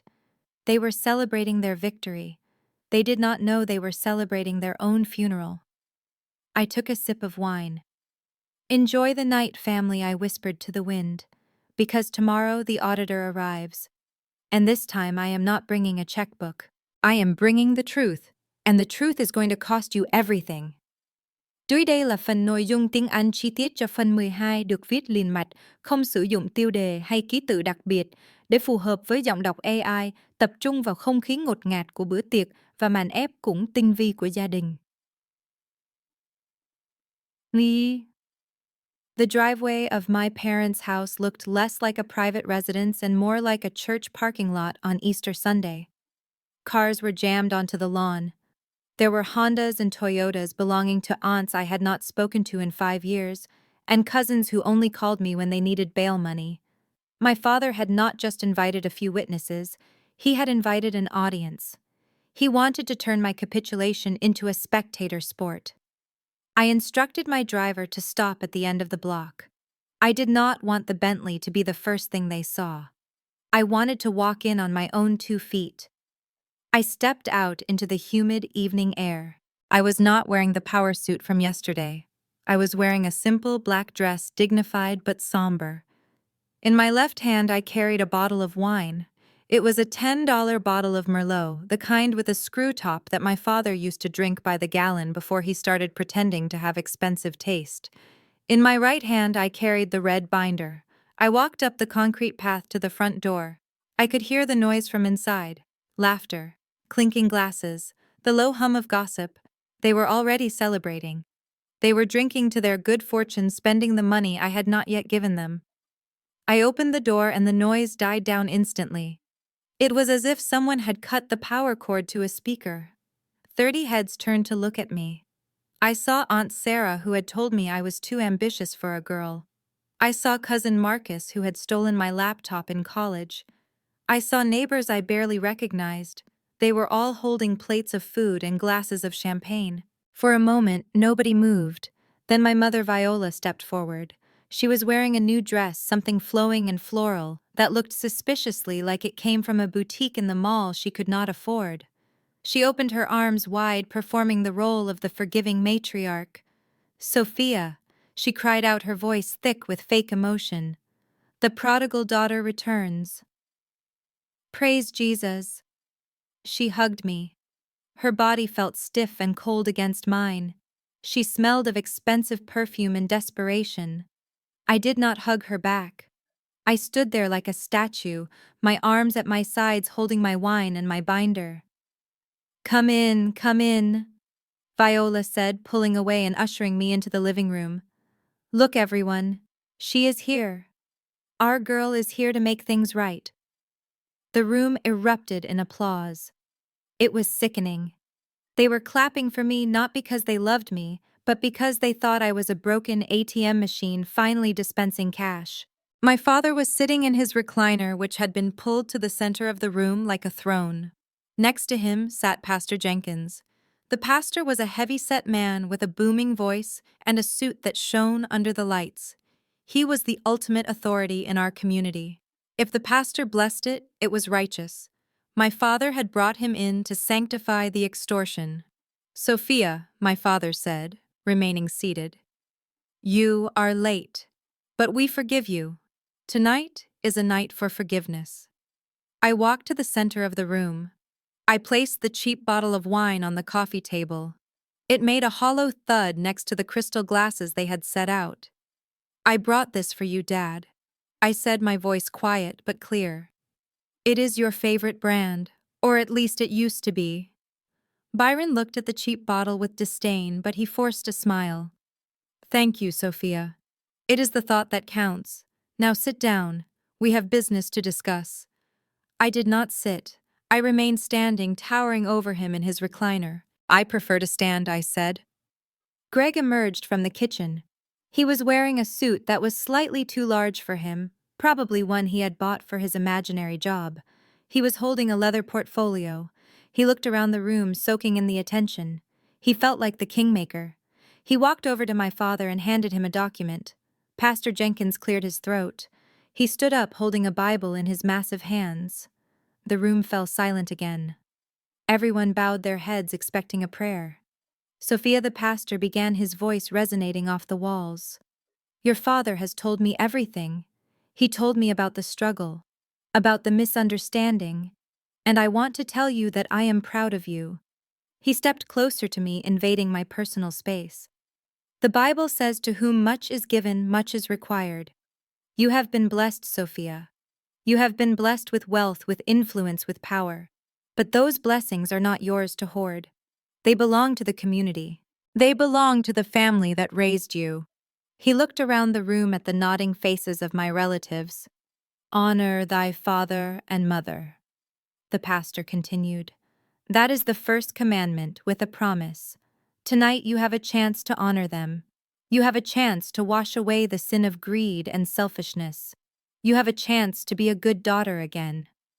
It was a masterclass in spiritual manipulation. He was using God to guilt-trip me into signing a check. He was framing my hard-earned success as a sin and their extortion as a holy act. Greg stepped forward, seizing the moment. He opened the leather portfolio and pulled out a sleek silver pen.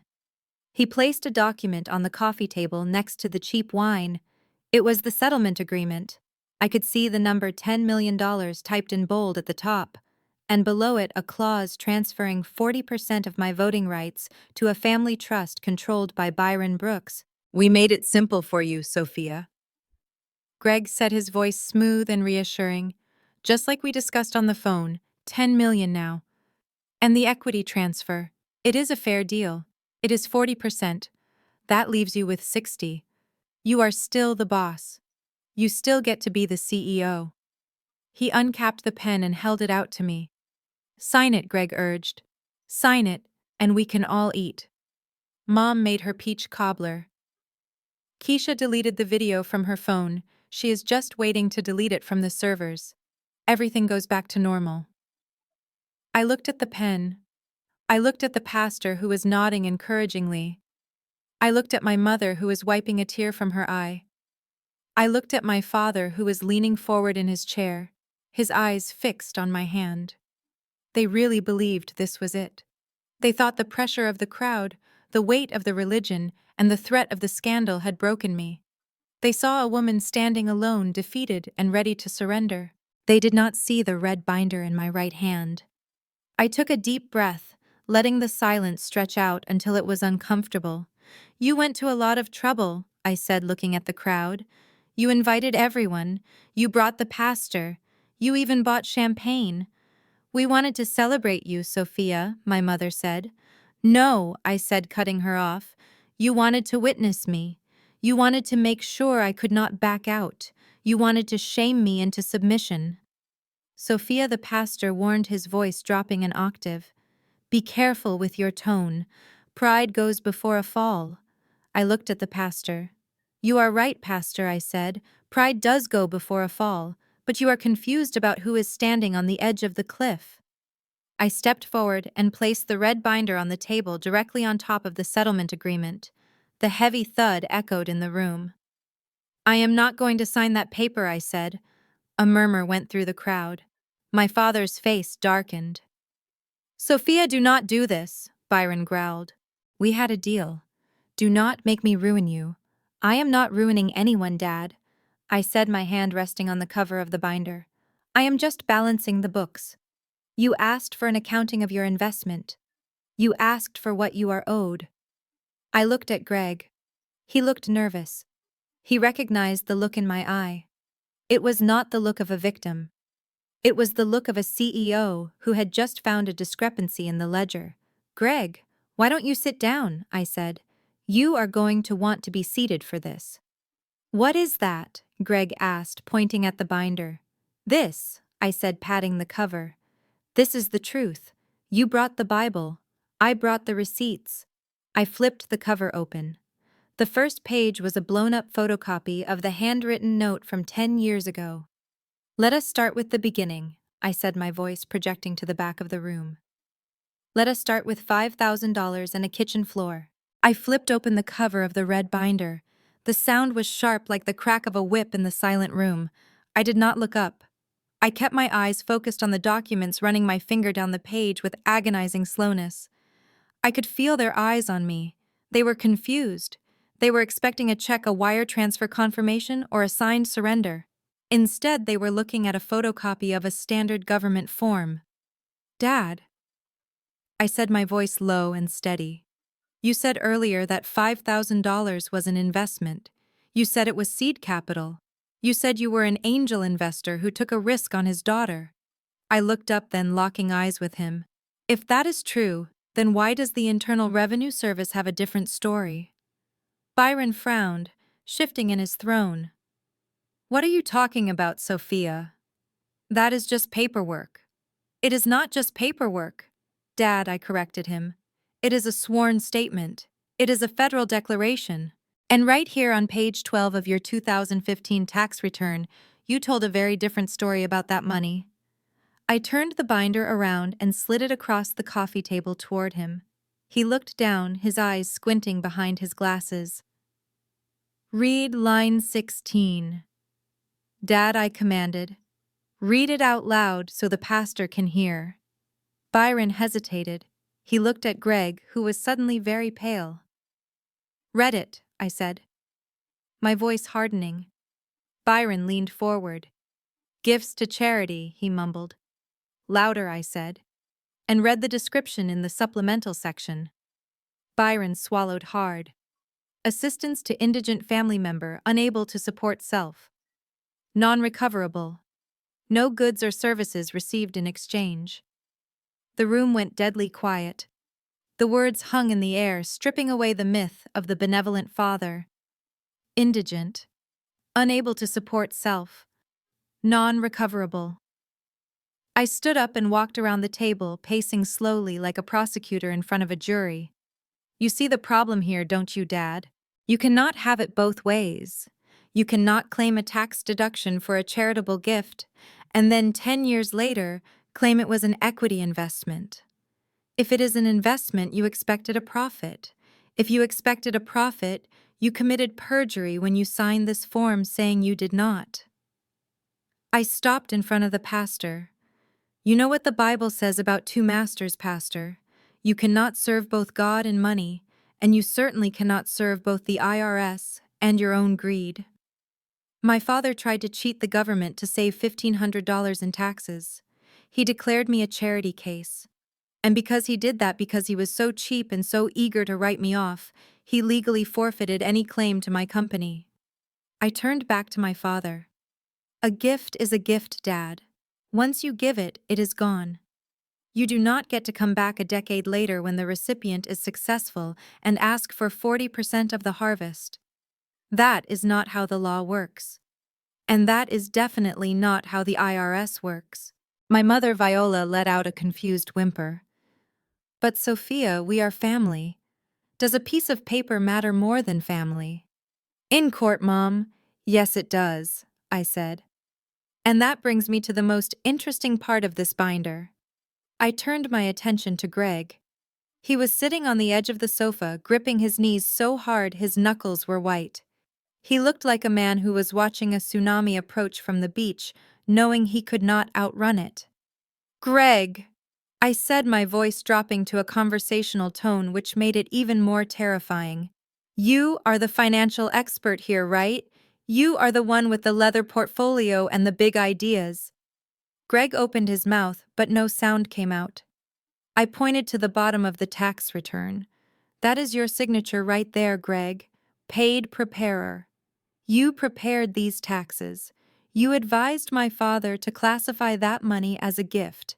You signed your name verifying that everything in this document was true and correct under penalty of perjury. I took a step closer to him.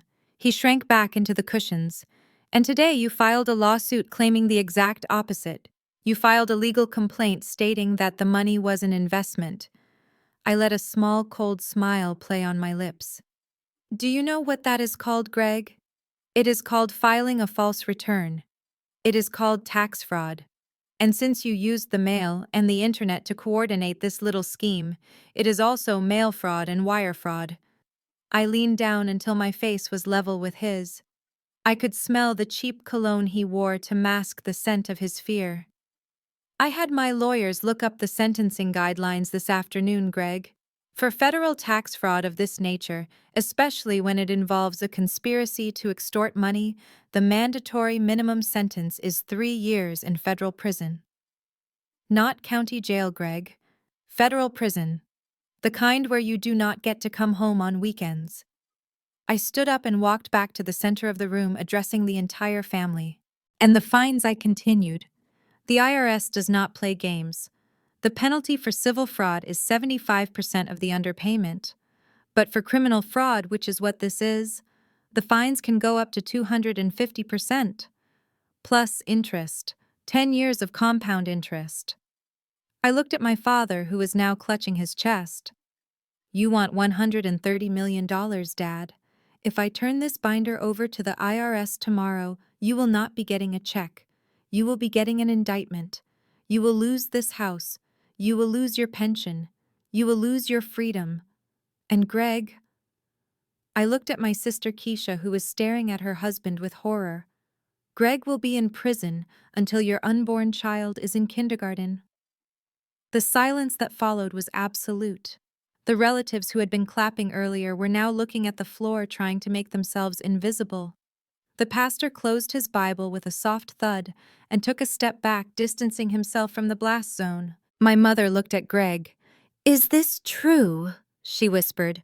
"Greg, tell her she is lying. Tell her it was an investment." Greg looked up. His arrogance was gone. His swagger was gone.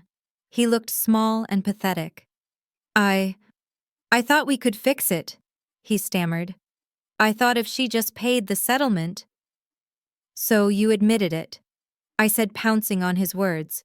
"You admitted that you knew it was a lie. You were just hoping I would pay you to keep quiet before anyone checked the paperwork." I picked up the settlement agreement he had placed on the table, the one that demanded $10 million and 40% of my company. "This," I said, holding it up. "This is evidence of extortion." I ripped the paper in half. The sound was loud and satisfying. I ripped it again and again until it was just confetti falling from my hands onto the carpet. "I am not signing anything," I said. "I am not paying you a dime. In fact, I am the one who should be charging you. I paid off this house. I sent you checks for 5 years. I tried to buy your love, and all it got me was betrayal." I looked at my father. He looked old suddenly. The air had gone out of him. He slumped in his recliner, a defeated king on a crumbling throne. "You called me indigent dad. You threw money at me like I was a beggar. And now the beggar is the only thing standing between you and a prison cell." I reached into the pocket of the binder and pulled out a different document. It was a single page, crisp and white. "I have a new deal for you," I said, placing it on the table. "It is not $10 million. It is a surrender." I looked at them all. The sharks, the leeches, the hypocrites. "You have 5 minutes to decide," I said, checking my diamond watch. "You can sign this paper admitting that everything you said was a lie and agreeing to disappear from my life forever. Or I walk out that door with this binder and I go straight to the FBI field office." I looked at Greg.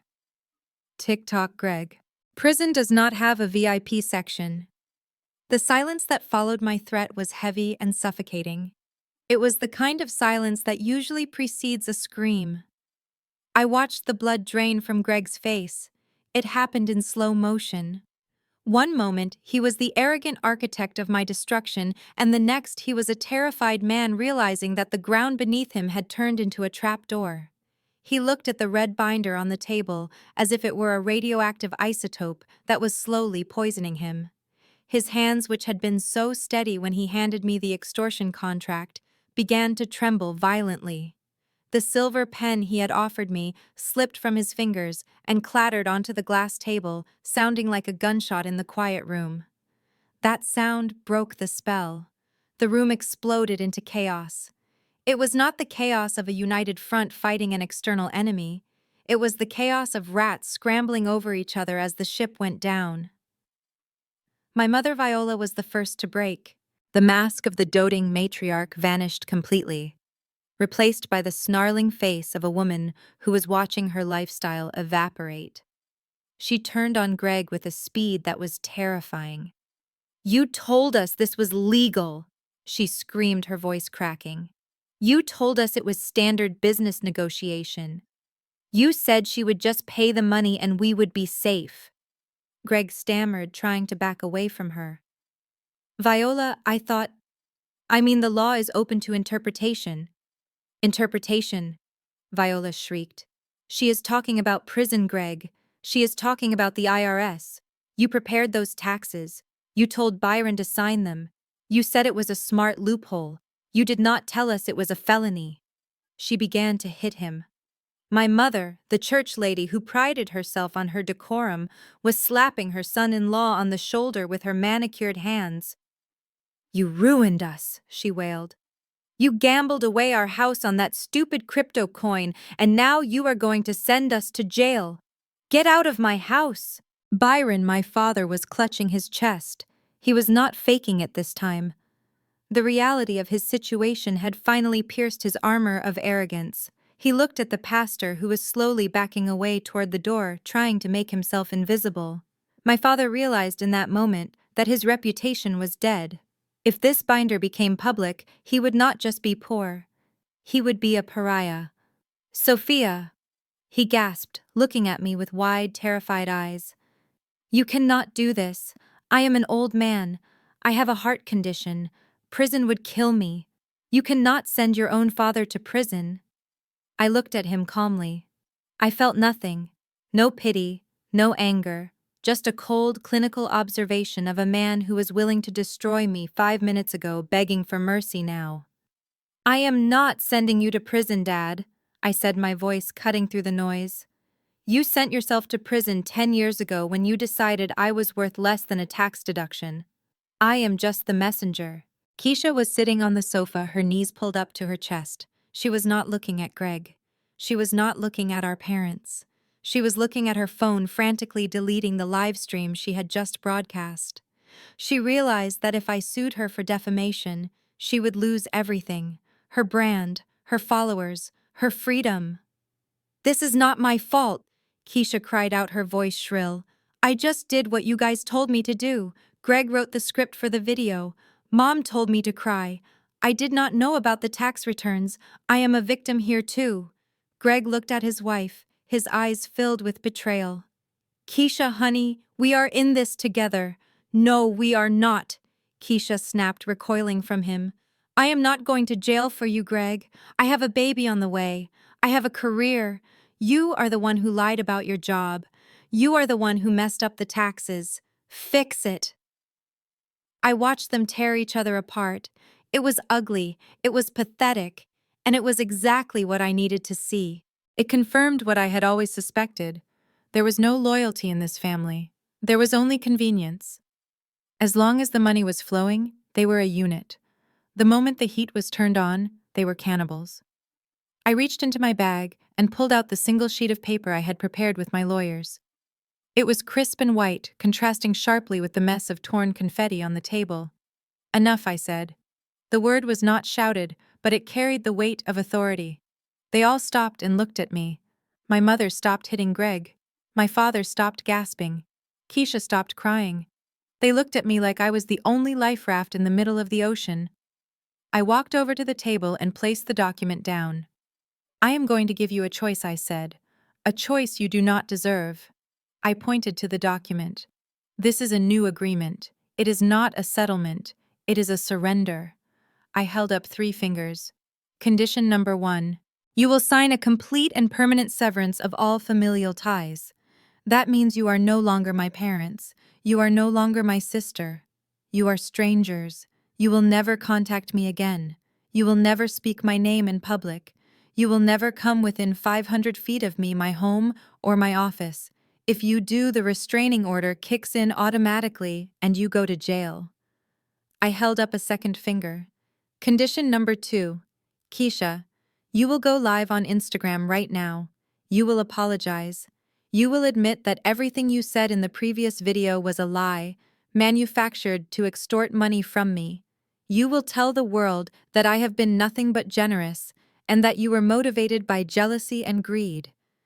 You will leave that video up forever." I held up the third finger. "Condition number 3. Greg and Dad, you will sign a confession admitting to the attempted extortion today. I will keep that confession and this red binder in a safe deposit box. As long as you follow rules 1 and 2, the binder stays in the box. The IRS never sees it.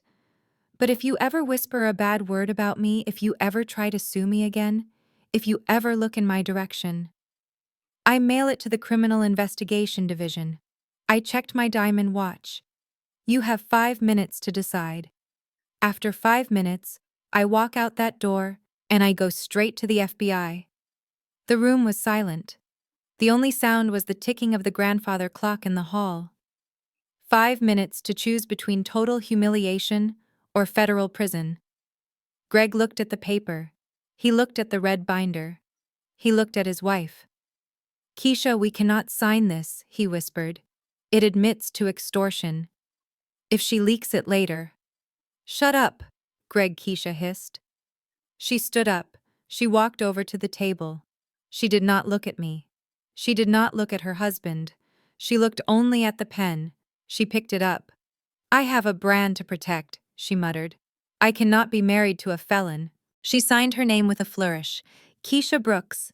She signed away her sister. She signed away her husband's dignity. She threw everyone under the bus to save her Instagram account. She handed the pen to my mother. Mom, sign it, Keisha ordered. Do it before she changes her mind. Viola looked at me. Her eyes were wet. Sophia, please, she whispered. We are your family. You cannot make us strangers. Who will take care of us? I looked at her coldly. You should have thought about that before you tried to rob me, Mom. Sign the paper. Viola signed. Her hand was shaking so badly the signature was barely legible. She sobbed as she wrote, mourning the loss of her retirement plan, not the loss of her daughter. Then she handed the pen to Byron. My father looked at me one last time. He looked for a trace of the little girl who used to sit on his lap. He found only the CEO he had created. He took the pen. He did not say a word. He signed. That left Greg. He was standing alone in the middle of the room. His wife had turned her back on him. His in-laws were weeping on the sofa. He was the architect of the failure and he had no leverage left. Sign it, Greg, I said softly. Or, I make the call right now. Greg walked to the table. He looked like a man marching to the gallows. He picked up the pen. He signed. I reached out and took the paper. I checked the signatures. They were all there. I folded the document and put it in my bag. I picked up the red binder. The pastor, who had been silent this whole time, cleared his throat. Sophia, he said tentatively. Does this mean... Are we done? I looked at the pastor. We are done, Pastor. You witnessed it. You saw the truth. Now you can go back to your church and preach about greed. I turned to my family. My former family. Keisha, start the live stream, I said. I will be watching from the car. I turned around and walked toward the door. I did not look back. I heard Keisha's voice behind me pitching up into her fake influencer tone. Hey guys, I have a really important update. I messed up. I walked out into the night air. It tasted sweet. It tasted like freedom. I had walked in with a burden, and I was leaving light as a feather. I had lost a family, but I had saved myself, and that was a trade I would make every single time. The fallout was not immediate, but it was inevitable, like a slow-moving landslide that finally claims the house sitting precariously on the cliff. 3 months have passed since I walked out of my parents' front door, leaving behind a red binder and a shattered illusion. In those 3 months, the silence from my family has been absolute. They signed the agreement, and for the first time in their lives, they honored a contract. Not out of integrity, but out of fear. They knew I was watching.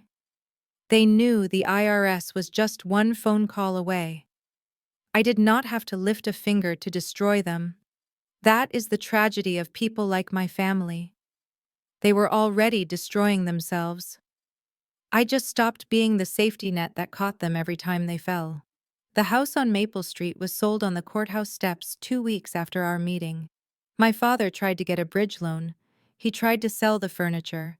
He even tried to appeal to the bank manager as a man of the cloth. But banks do not care about sermons, and they certainly do not care about excuses. They care about liquidity, and without my money flowing into their accounts, my parents were dry. I had my assistant attend the auction just to observe. She told me it was a sad affair. My mother sat in her car across the street, watching strangers bid on the home she had once claimed was her queendom. She did not look like the woman who had demanded a mansion in the Hamptons. She looked small. She looked old. The house sold for less than the debt owed on it. They walked away with nothing. No equity, no legacy, just a few boxes of clothes and a lifetime of regret. They moved into a 1-bedroom apartment on the south side of town. It is a noisy neighborhood. The walls are thin. There is no space for a formal dining room table. There is no room for a throne for my father to sit on and judge the world. I imagine they spend their days blaming each other. My father blaming my mother for spending too much. My mother blaming Greg for losing it all. But they will never blame themselves. That would require a level of self-reflection they are incapable of possessing. Greg and Keisha did not survive the crash. Their marriage was built on the shaky foundation of shared delusion, and when the money ran out, the love evaporated. Greg is back living in his mother's basement. I heard through the grapevine that he is facing an investigation from the state insurance board for his previous fraudulent claims. He is unhireable. The man who lectured me on EBITDA and cash flow is now driving for a rideshare app, trying to make enough money to pay his legal fees. And Keisha, my sister, the golden child, the influencer. Last week I was walking past a discount grocery store downtown. I usually do not shop there, but I was looking for a specific type of organic ginger beer they stock. As I stood in the checkout line, I saw her. She was wearing a polyester smock. Her hair was pulled back in a messy bun, not a braid or a weave in sight. She was scanning items, her long acrylic nails gone, replaced by short practical ones. She looked up as she handed a customer a receipt. Her eyes met mine. For a second I thought she would scream. I thought she would make a scene, but she just froze. The shame on her face was visceral. She looked at my suit. She looked at the peace in my eyes. And then she looked down at her register. She did not say a word. She did not claim to be a victim. She just kept scanning. I realized then that her punishment was not the job. There is dignity in honest work. Her punishment was the loss of her audience. She was no longer the star of her own reality show. She was just another face in the crowd, anonymous and ordinary. The brand she had tried to protect by betraying me was dead. I walked out of the store without buying my ginger beer. I did not need to rub it in. Life had humbled her more effectively than I ever could. Now I am sitting on the terrace of my penthouse. The wind is cool up here, 50 stories above the city. The noise of the traffic below is just a gentle hum. To my left is a bottle of vintage wine. Real wine, not the cheap stuff I brought to that final dinner. To my right is my tablet showing the quarterly earnings for Greenstream Logistics. We are up another 15%. The board is happy, the investors are happy, but more importantly, I am happy. For years I thought happiness meant their approval. I thought if I just made enough money, if I just achieved enough success, they would finally look at me and see me. I thought I could buy my way into their hearts. But you cannot buy what is not there. You cannot fill a cup that has a hole in the bottom. People always say that blood is thicker than water. They use it as a weapon to keep you tethered to toxic people. They tell you that you only get one family, and you have to stick by them no matter what. They tell you that forgiveness is a duty. But they are wrong. Sometimes the most loving thing you can do for yourself is to walk away. Sometimes you have to look at the people who share your DNA and realize that they are the cancer that is killing you. In medicine, when a limb is gangrenous, you do not keep it because you are attached to it. You cut it off. You cut it off to save the body. You cut it off to survive. I lost a father that night. I lost a mother. I lost a sister. But look at what I found. I found the silence of a Sunday morning without criticism. I found the joy of a bank account that is mine and mine alone. I found the freedom to walk into a room and know that the people there love me for who I am, not for what I can give them. I took a sip of wine. The city lights twinkled below me like diamonds. My father wanted to charge me $130 million for his love. He thought that was the value of his presence in my life. He was wrong about the valuation. His absence. The peace I feel right now. The safety of knowing I will never be used again. That is worth far more than $325 million. That is priceless. I put the tablet down. I am done looking at the numbers. I am done looking at the past. The red binder is in a safe deposit box, and I hope I never have to open it again. But it is there. A reminder that I am not powerless. A reminder that I am the author of my own story. My name is Sophia Brooks. I am a CEO. I am a survivor. And for the first time in my life, I am free. Thank you for listening to my story. If you have ever felt guilty for choosing your own mental health over family expectations, I hope this gives you the strength to stand your ground. You are not an ATM. You are not a doormat. You are the CEO of your own life. Do not let anyone, not even your parents, vote you off the board. If this story resonated with you, please hit the like button and subscribe. Share this with someone who needs to hear that it is okay to walk away. And let me know in the comments, have you ever had to cut off a family member to save yourself? I read every single one. Until next time, take care of yourselves. And remember, the best revenge is not revenge at all. It is thriving. This journey taught me that sharing DNA makes you relatives, but only loyalty and respect make you family. For years, I measured my worth by my father's approval, believing my success would finally make him love me. But I learned the hard way that you cannot buy affection from people committed to misunderstanding you. Walking away wasn't an act of cruelty. It was a necessary act of survival. My greatest asset wasn't the $325 million valuation, it was the realization that I am enough on my own. You are the CEO of your life. Never be afraid to fire toxic board members. If this story inspired you to prioritize your peace over their expectations, hit the like button, subscribe, and share this video with someone who needs the strength to walk away today.